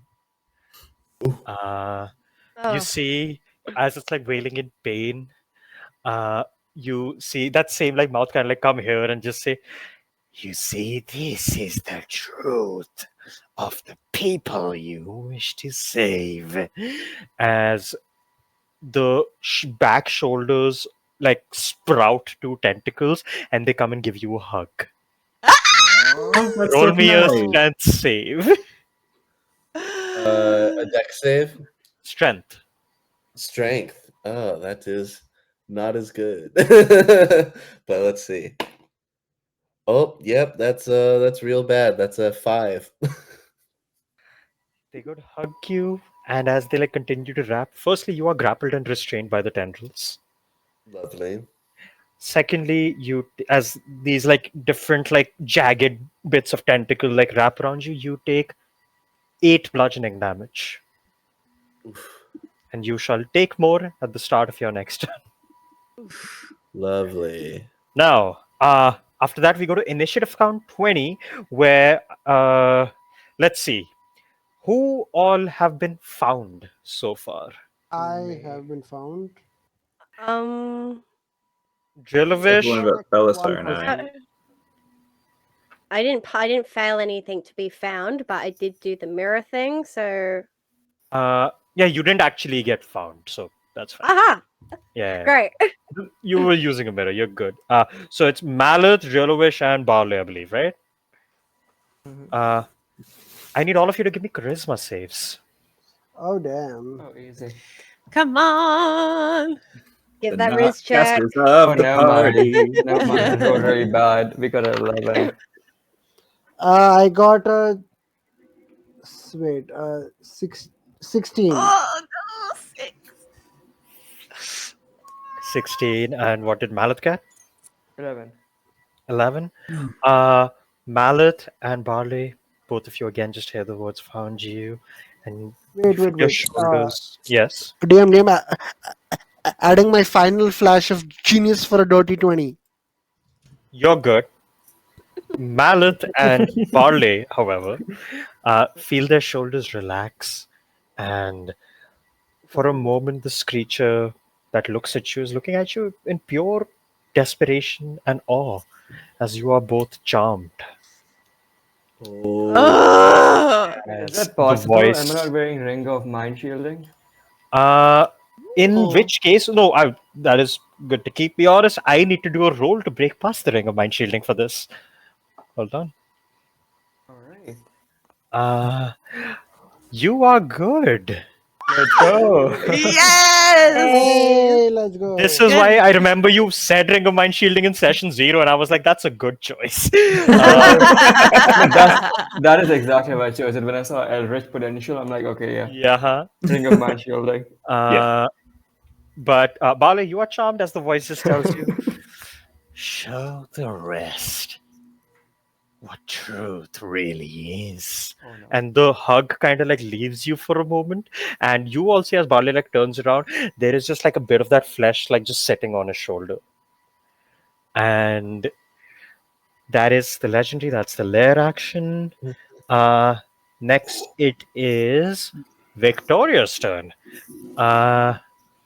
She's gonna, let's see, she's gonna bonus action bardic inspiration to we'll say who's next on initiative, to Dagon, and as she just kind of runs up and just goes like, I deal with this problem right now, and just gives bardic inspiration there as I'm just dying. Don't look at me. She's gonna run up to the creature and cast Tasha's hideous laughter.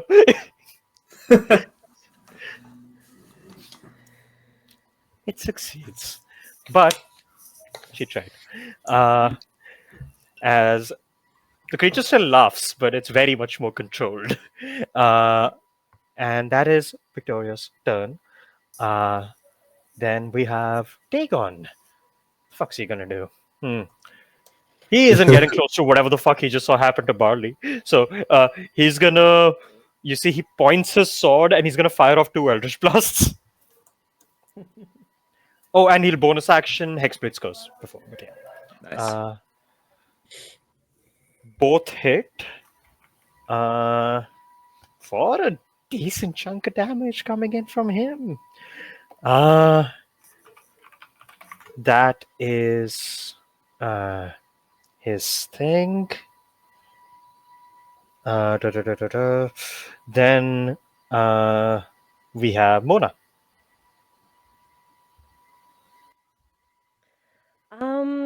I'm happy to hold my action for a little bit. What are you holding it for?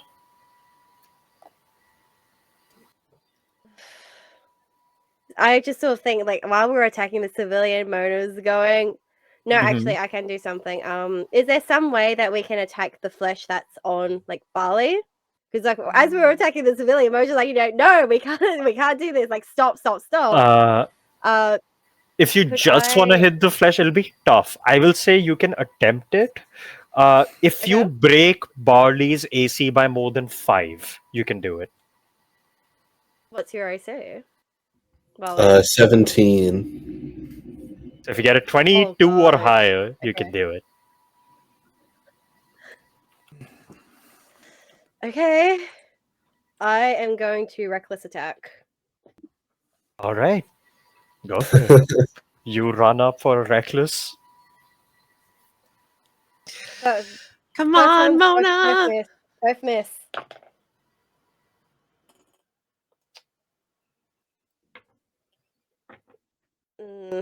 No, I just missed. That was a 21. Oh, No. Roll I'm damage. sorry. Still hitting him. You see the flesh literally moves around the arm and dodges out of the way as you just cleave into his shoulder. Oh my god.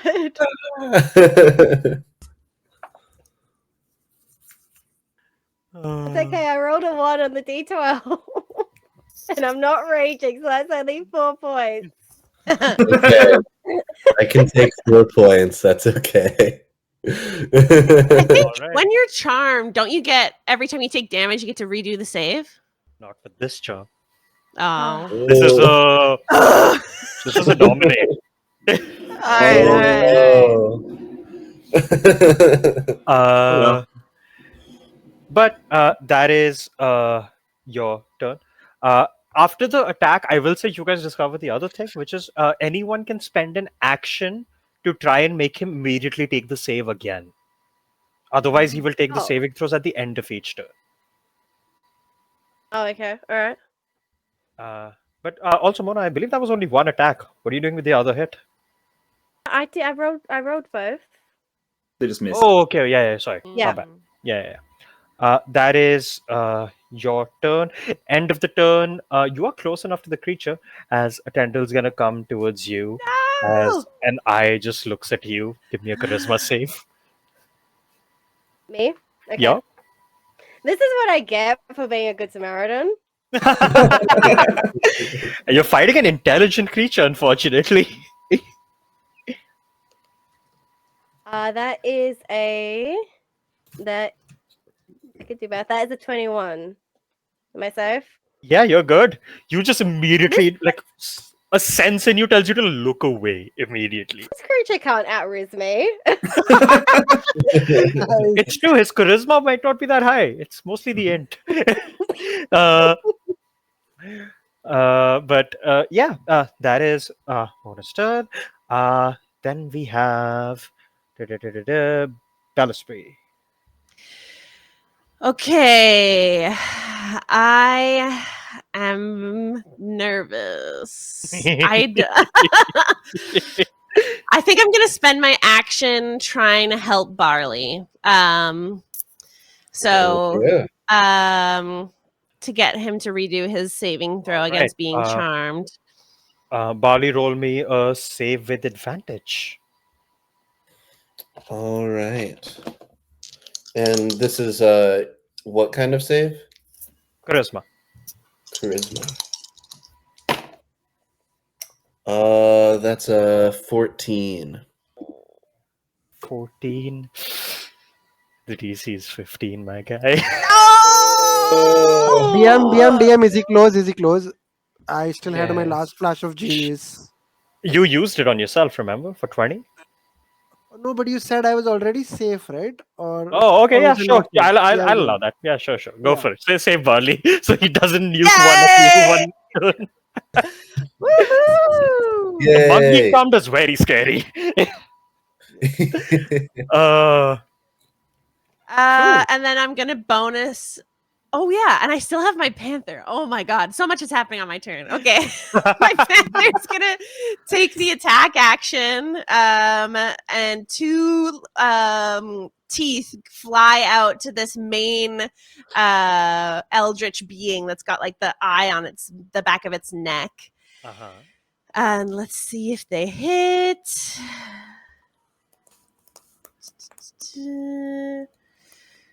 Sorry. That's a 22 and an 18. Both hit. Great. So that's going to be 4d4 plus 14. 8, 9, 10, 11, 12, 13, 14, 15, 16, 17, 18, 19, 22 points of necrotic damage. Hopefully that's still okay. Yeah.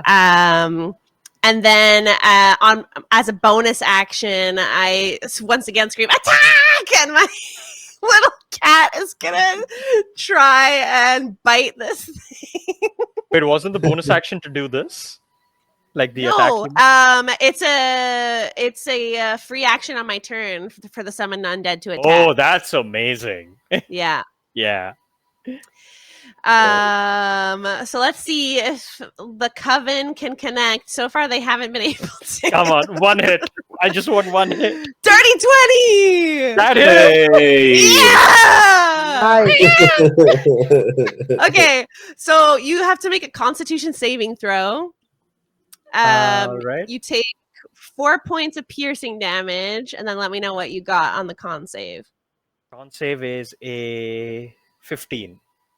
Okay, you pass, so you take half of this additional damage, which was 12, so 6 points of poison damage.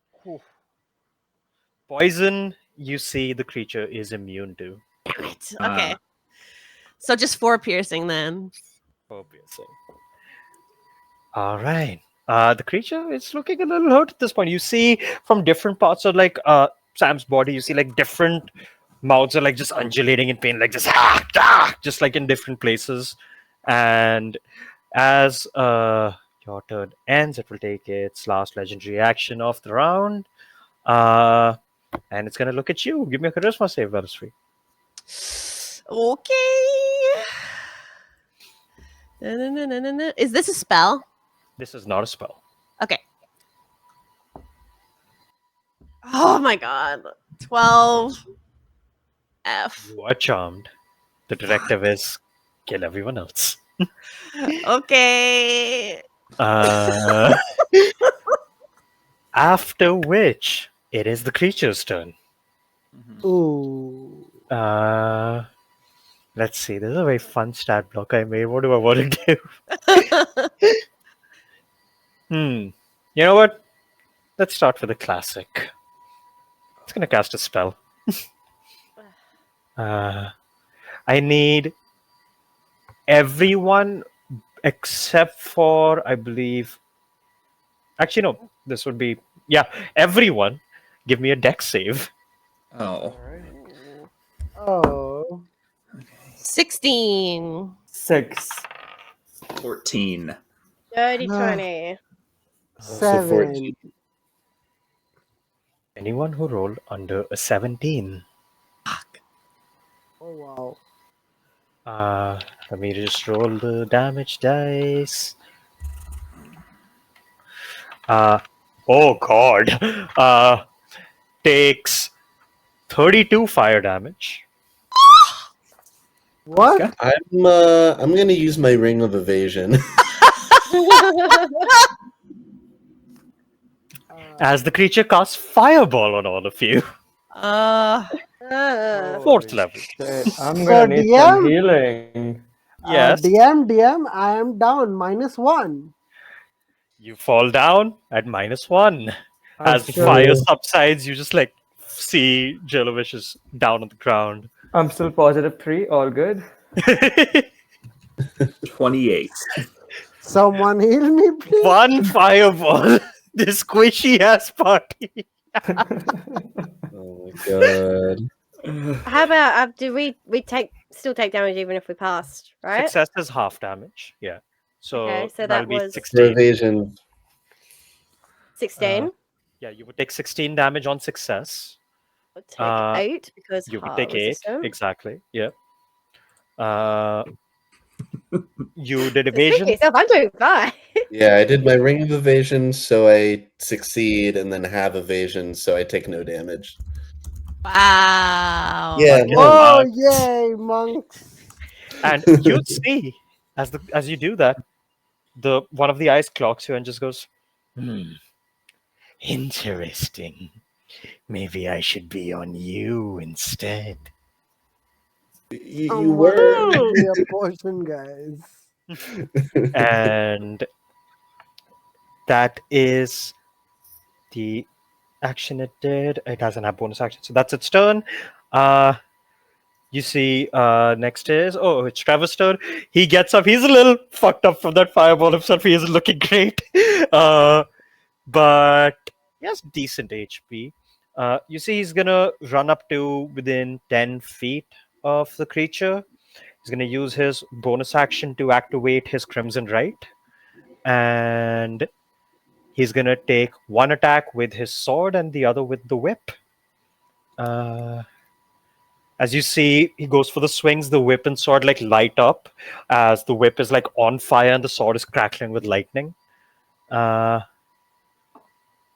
Then first one misses. Second hits. Okay, so the whip hits. He has to make a dex save. You see, he throws the whip as it wraps around the creature. The creature is restrained.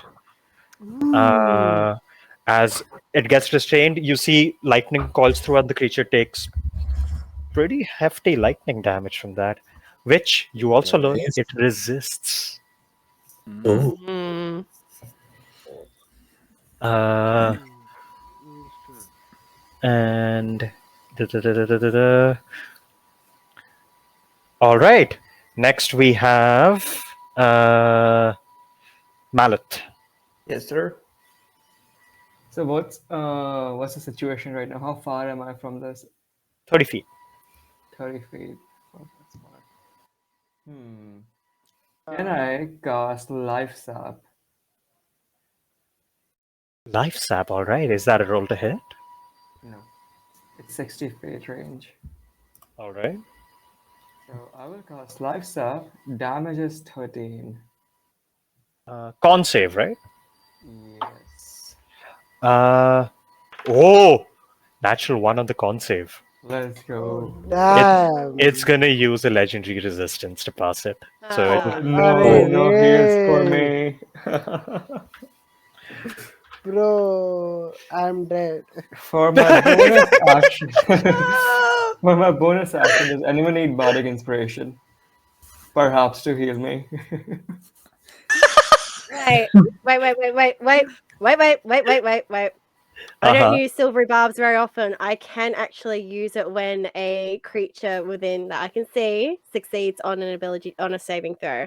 So could I pop off another silvery barbs just to burn through that resistance? Can that happen? No, so silvery barbs would make him reroll. Legendary resistance is an auto success. Okay, all right. Uh, I'm sorry, I no tried. worries. You tried. Yeah. It's Gotta fine. try. It's Always fine. respect the hustle. So who Look at what needs getting a team player is getting bardic you. inspiration? Who wants to have Uh, a bardic inspiration, by the way? all right. I mean, I'd take one. Yeah. All right. Also, Maneth, how much damage was that? 13 for 13. lifestyle. Awesome. Yeah, no, great Jane, looking great. Then we have Jellowish. Death saving throw, please. Yes. God. Oh my god. Look It's at going to be these. a bad look if someone dies. on Okay, Halloween. so Oh, I rolled a nat 20. Nice. You Yeah. are up at 1 HP. It takes half your movement to stand back up. You have your turn. Oh damn, Right. that You was just you nice. feel Good, yourself good, good, down, good. bleeding out, and fire should not bring you down like this. You work with fire every day. You work with the fire of the nine hells, god damn Yes. it. And one of your constructs there is like helping you up, and you push it back and you just like stand up straight as both of your constructs like just like stand at the ready next to you with their weapons armed, ready to protect you at all costs. And yeah, go for it. You have your turn. One second, my sheet is not loading for some reason. Uh, sh- what do I do? What do I do? So first of all, uh, spells would be uh, I go back, maybe back in its range, maybe the farther back from its range, uh, and a crossbow bolt, All right. 21 hit. Uh, 21 would hit, yes. 1 second. That is 10 points of piercing damage. All right. And I would like to do bonus action uh, sanctuary, Ooh. 30 feet around me. That is nice. Mhm. So, sanctuary on yourself? Uh, yeah, on myself. All Yeah. right. All right. That is your turn. Next, we have Finian. Yeah. I'm a shit healer. So I don't like anything I can heal back is going to be gone the next time someone takes an attack. So I don't think I'm going to heal anyone up. How many people are right next to Sam? 2. It's Mona and Barley. And Trevor's kind of close, but he has a 10-foot gap because he has the whip to fight with. Barley, how bad are you looking? I am at 37 out of 57. Okay. Sounds like a hunger of Hadar to me. I don't know why. It's not a hunger of Hadar. It's since it's grappled, it's going to fail its dex check automatically. I'm going to cast Lightning Bolt, and showing Barley the same sympathy he showed my family, at least give it a dex save of 16. It has disadvantage on dex saves. Okay, yeah. Yeah. And then I'm just going to spend my one of my cleric oaths to just max the damage on it. Also, just so I know what you're casting again, call lightning. Lightning Bolt. Oh Lightning my bolt. god! Yeah. So Barley could die from this. It's a dex save. Barley's fine. It failed. It's gonna use another legendary, and I will let you guys know. This isn't some high level monster. It's out of legendary, so that's all it had. Hey, And nice. then anyone that fails will take 48. Anyone that succeeds will take 24. 24 lightning. It is resistant, so it halves that. So it'll take 12. But you see at this point, the alabaster skin is mostly like gone from like one side. It's all like this weird fleshy amalgamation. Just the same 2 piercing eyes is going like, please, help me, please. And that's Then, as a bonus action, we'll bring back Yeah. my friend of the deep and Ah. try and hit it. That is a nat 20 it. to hit. Oh yes! So It that is resistant to cold, but That's- go on. it's resistant to my entire build. It's an abysmal eldritch thing. Lightning and ice are what it resists. Yep, it's fine. Unfortunate. This is one of my favorite is like Tempest Clerics and anything that does like I storm know, damage, and yeah. everyone is always like, "Oh, it resists." I'm like, I know, it always resists. But it does 26 cold damage. 26 cold damage, so it'll get half down to 13. Mhm.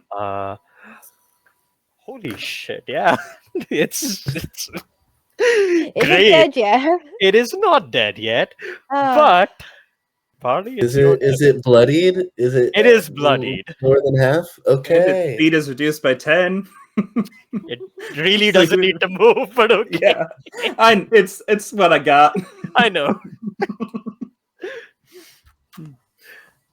And that's all. Also, I passed my deck save, so I don't take anything. Oh, good. Oh, nice. Yeah. Or at least I assume I passed. I got a 18 on the die Yeah, plus 7. it was just a 16. Okay. Yeah. What's your roll to hit? Oh, I was just saying I passed my deck save. Ah, I could have made it a con save. I was being nice. Thank you. okay.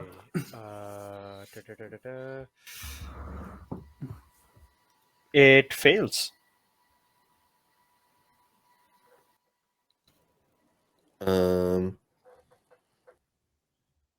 What fails? I was saying if I have any bullshit to make rerolls happen, no, I'm out. Nice. So nice.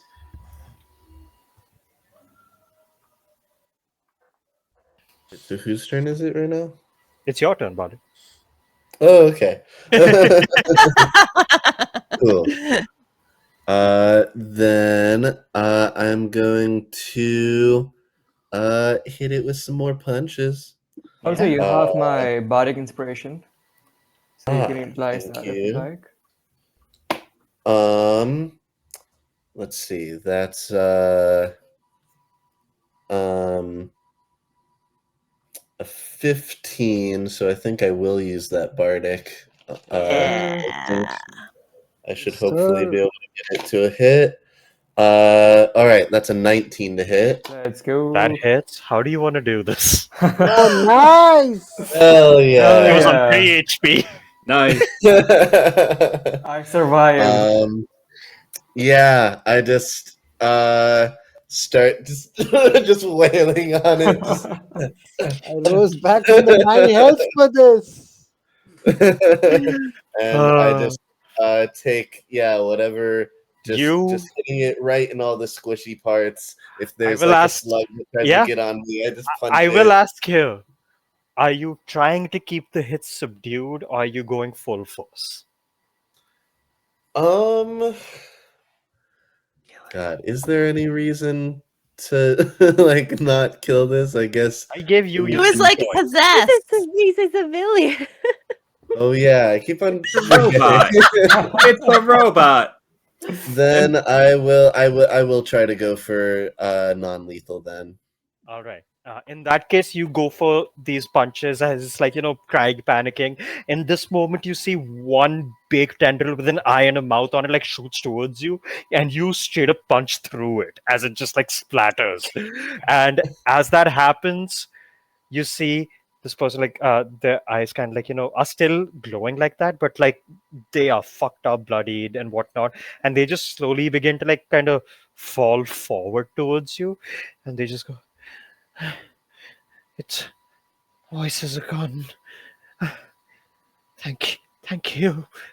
And you see in this moment, both Trevor and Dagon are like pulling up their hand crosses, like, nope, we end this here. And you see Victoria like holds her hand up to both of them, like, no! And like she just like stops them. And as this person, like they fall kind of onto you almost. and you see kind of like from that open wound growing out, like is that same like unstable energy, where you see what is a small physical like sapphire like orb, very similar to the sapphire used in Hamiroft's hammer. Mm. But yeah, what do you I do? think I might take that, I guess. And can I do like an insight on like if this guy's like good, done being Roll me an possessed, if I insight. healed him, it Yeah. wouldn't be bad? Because I feel bad and kind of want to heal him, but if I'm healing our boss fight, I don't want to do that. That's only a 7 on an insight. Up to your better judgment. I guess I kind of turn to the group as he's kind of like in my arms after I just beat the shit out of him. But he's saying he doesn't hear the voices. I'm just like, do we think this guy's good now? You see, at that point, Trevor walks up. He like just reaches his hand into the wound, pulls out the gem. As he pulls it out, he looks at it. "Huh, that seems to be the problem itself, really. I shall have a word with my associates and have this disposed of. And as for Hamiroft, let's just say I have plans." And Yeah. I guess Hamaroff is just like supposedly still in the net just somewhere in here because I guess I he dropped didn't him when enter I the ran room. up. He's right outside of the room, is how I left Okay. it. But you literally see Victoria comes up and like Trevor gives the gem to her, and both of them walk over to Dagon, pay him what looks like a big bag of gold, and Trevor just goes, "You were never here," and they were just like, "I honestly don't even know where I am," and Trevor Victoria pick up Hamroft and leave, but you guys are still holding on to this person as all of the spaces begin to like crumble as the energy is beginning to destabilize. And I assume you run. Yeah. As Yeah. Yeah, Yes, we we exit. do. yeah, you all just begin like sprinting your way out of this shit. I'm assuming Barley, you have Sam with you, and Yeah. And I you think I yeah. would bonus action healing hand him. Uh so he heals 8 points. Mhm. Who heals? I heal Sam because I Yeah, feel bad. for punching the fuck out of them. Yeah. Sorry. You see they start to like close up on some wounds and stuff. They look over. I don't know what happened. My my master, he put some energy in my hands and started to speak to me, and then more and more things started to speak to me, and I couldn't hear myself anymore.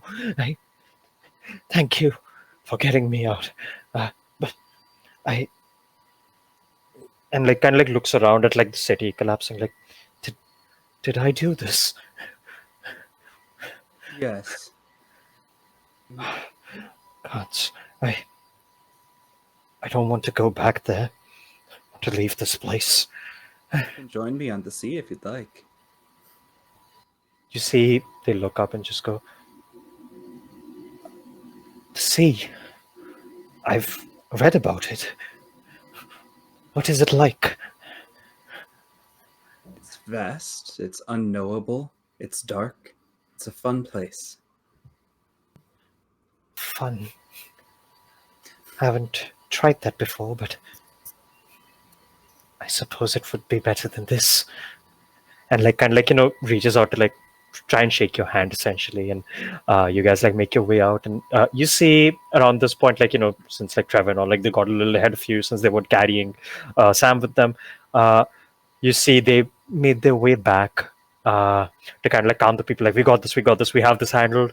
You guys recongregate with them as you see that gem is placed back onto the core, and as it is, all of the energy just disperses out into like just it fizzles out almost, And you see Hamiroff for a moment is about to go no, and then just immediately like looks crestfallen again. Like I can't even. I'm not allowed to say no at this. And uh, as that happens, however, you all have stopped a very much oncoming disaster for the rest of the city, as the building Oof. is disheveled and broken, but still standing. And you, Jolovich, you've also been like healed up enough to like be on your own, like just chilling. And you Um, guys are, yeah, go on. Nothing. I just consumed the healing potion. I think Trevor gave us. All Yeah, go right. for it. Yeah, I Yeah. forgot chug that that shit. line. I'll do that too. Hey. Yeah, I also Doesn't will. matter now. So yeah, just like and I'll just top myself I would back go up. back to Amaroft, I guess. But yeah. He's been Yeah, so taken. Hamiroff is being arrested, basically. Mhm. Ooh. But you guys do see uh, through this broken down building and whatnot, there, like near the core, there is a broken off wall where you see a very clearly unlocked entrance to a treasury that you were Oh. oh well and so promised. And I assume Mona looks. everyone, yeah, go on. Mona looks around. She just says, "We aren't going to engage in theft, are we? It's not Is theft. this No, It's not?" no, already we're going to be promised to very us. ethical. Very ethical. I think we deserve this. You see, as you're saying this, Dagon has already walked out, and he seems to be putting what looks like a bunch of just jewels and shit, shoving them in a bag of holding, Oh, pulling shit. a second one out, putting a bunch in that, and closing them up very quickly before anyone notices, other than you guys, and just like whistling his way out of the. Are you sure you want to do that? But no, I don't. I don't. He just looks like, I don't know what you're talking about. Place was open, so many things flew away, vanished, went missing. Chaos can be Sure. a Sure. strange thing. Okay, all right. Yeah, Okay, that is kind you of know what? silly. We Uh, salute I him. am going to take my payment. I am going to recommend to my mother that we do not continue business with the Master Hamaroff. And then, with all the kindness in my heart, I hope to never see any of you again. And she takes off to the vault. I'm yeah. getting my bag and going home. Mhm. I think Bella Spree will scamper up Finian's back and, use that extra height to grab something super cool and stick with them as they go back to the sea. Yeah. All right. Finian would grab some sort of like chronomancy orb with the hope of fixing an event from the past as they make their way back. Oh, Whoa. I'm gonna add that to my word look because that's gonna be very funny. Cool. Hold I on. Yeah. I think Barley would see if there's like some sort of like exoskeleton thing that can like make his like punches like stronger, make him like faster and be able to do more punches or whatever. I don't know. Yeah, he just does some sort of like You exoskeleton thing. quite easily find one is the thing. It was very similar to the suits of armor you saw downstairs, which are basically like you find this very modernized version of what looks like these gauntlets that you put on, like these steel gauntlets, and the second you put them on, they grow out into like a full armor around you, and the armor gives you flight and it gives you a bunch of spells. Hell yeah. I instantly start like flying around. Yeah, Uh, probably getting and a lot of attention too, but yeah. Mm. I think what Marath would do is he would look for some kind of a crossbow that has fire in it, so it would go with his whole fiery build. And then Yeah. he's just gonna throw the grenade he found in starting into the treasury and fly away. Okay, so you find a nice crossbow for yourself, this like mastercrafted dwarven crossbow, which seems to have no need for ammunition or anything. It's self-loading, self-repeating Perfect. crossbow. It fires like a machine gun almost. It's crazy. And you grab onto that one. Before you chuck the nade, does Jolovish take anything? Yes, yes, I Right. do. Yeah. So What? Drinovish, what Where's this what's he gonna does happen? is, sorry, yeah. So Drinovish takes like a bunch of like how do you call it? Not manuscripts, but like the schematics and all of of various automatons and shit, and publishes them for everyone to use. Hey. Starts Seriously. a very Cool. different movement. Yep. So like Uh, Public maybe add domain that to your world in the everything. future. Yeah. yeah. So Jilovich gets and spreads a bunch of his research, essentially, like automaton research. I mean, Yes. I feel for this Hamiroft, like, this dwarf, because he's been arrested. Mona's read his name to filth back in her neck of the woods, and it's like spreading that political thing. His research has all been published. It's like he's got Yeah, a he's double done. whammy. He's done. He's done. I mean, you know what? If you're gonna start harvesting human souls, Yep, not good. it's a gamble. Like, you're either gonna become an evil It did overlord or not this pay will off. happen. Exactly. Uh, and with that, with the ambitions of one Vangra Hammeroff being put to rest, the city of Dainsbridge saved once again. Everyone, some of you go your separate ways, the others go traveling together further in the future. And that will be where our story ends in this chapter within the world of Transea. Thank you so much, all of you, for playing and watching and being patient with how many things got derailed and went wild. And Thanks. thank you, everyone, for all of the very generous donations that kept coming in. That was Thank you. amazing. Yes. Thank you, Yeah. everyone. It was so you. much fun playing with you. And And What thank are you, we at Hell right yeah. now? What are we at right now? 627. Nice. Excellent. Wow. Our Yay. original goal was $100. Y'all. $100. We did it. And We exceeded expectations. once again, Hello. we'll just go Hey, around. hi. Yep. Hello, Can you hello. guys hear me? There we go. Hi. Yeah. Thank you so much for doing this. You're all absolutely incredible. I don't have a thing for me here. Wait. People can hear me on stream, right? They can. Perfect. The bot says 48 hours. Fuck the bot. So really quick things. If you would like to do like outros about where we Yeah, can that's- find you, other projects that you're doing. Oh, you were doing that. My bad. Sorry. I was about to I jumped in. My bad. All good, man. But essentially, yes, what Steve was saying. I am Tad Fighter. You can find me on Twitter, Instagram, TanFighter117, Discord, TanFighter. I do a bunch of actual play stuff like this. I do voice acting. Find me if you need any of that kind of work done or whatever. For projects, I will be working with Passive Stables in the coming month for the start of a brand new campaign in the same world, which will be a lot of fun with a fun cast of players. But that's all for me.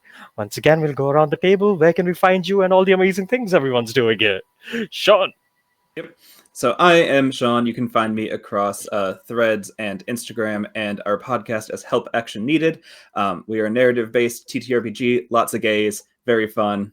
Come find us. It's good. And then in terms of other things, being part of Castleton, which is happening, and then also we'll be doing a project soon for Blades in the Dark, so follow the socials to find that. That's me. Hey everyone, I'm Charlene Bear. I use she, they pronouns. You can find me at Charlene Bear on all social media. Otherwise, at Tabletop Titties with double D's, for where I DM our Dungeons and Dragons game weekly. Otherwise, if you want to play D&D with me, I am a professional dungeon master. You can find me on startplaying.games by just searching my name, Charlene Bear. And right now I'm running like 4 different Curse of Strahd games. So come check it out. It'll be great times. Hell yes. And then Hi, I am Ben Guest. You can find me at Ben Guest VO on Instagram and Facebook. BenGuestVoiceover.com is my website. I'm also a voice actor. I'm a professional GM with Wizard Staffing Co. If you're in Chicago, check them out. They do a bunch of one-shots, and you can do a one-shot GM'd by me. That's what I'm up to. Thanks, guys. let's go. Next up, we have, I believe, Pinto. I'm Pinto, she, her pronouns as well. Again, thank you very much for having me. You can find me as Pinto Pexus across most socials. And really, I am just dipping my toe into charity and streaming. So I'm really hoping to grace this table once more. It's for a great cause, and I hope to contribute to many great causes in future. Thank you for having me. Let's go. Lovely to have everyone here. And next up, we have Smiling Noble. Yeah, you can find me on Steve's Pantsless Tables Discord, I guess. It was very fun playing with you all, and first time being on the Pantsless Table stream. I hope the rest of the charities stream goes even better than ours. Awesome time, guys. Thank you. Lovely. And last but certainly not least, Sebi. Oh, Sebi's He's gone. left already. Yeah, he's left. No! Oh. Sebi didn't get to do the person intros at the start It's all either. good. He said it is getting quite late for him. So. Yeah, no, that's very valid. It did run longer. But yes, that is all for all of us. Hope everyone had fun, and let's keep watching the next games. Yeah, donate. Yes. Thanks, everybody. Please donate, guys. Bye. Thank Donate. you. Just wanted to say thank you again. All of you are absolutely fantastic. This has been great. I had so much fun, and I was so jealous that I could not be in the game. But also, it just it's so cool to see people who've like I've never seen play together just come together and just vibe so well. All of you are fantastic. I am so glad that I got to witness this. And yeah, we're going to be doing a bunch of really cool stuff for Pantsless Tables in the future. Since you're here and since we've hit like 5 milestones, I'm going to do one announcement really quick. Starting August, we're doing a 9-episode not so mini series for Passion de la Pasiones ish. I don't know how to pronounce it properly. My Spanish is rusty. And Agent P is going to be DMing it. Oh yeah. So that's an announcement that like I have a bunch of milestones announcements ready that I'll do after each game, and we're going to open up casting calls for it in mid-July. So keep an eye out. It's going to be evening time IST, so it's going to be like early morning for US times, but we'll figure it out, and it's going to be on Tuesdays. So that's exciting. Anyway, so that's the vibe. Other announcements will wait for other things. But yeah, for now, you're all fantastic. I'm going to take a quick break while we get the next set of games in. And yeah, this has been great. You're all fantastic. Bye. Thank Thanks you. for having us. Bye bye.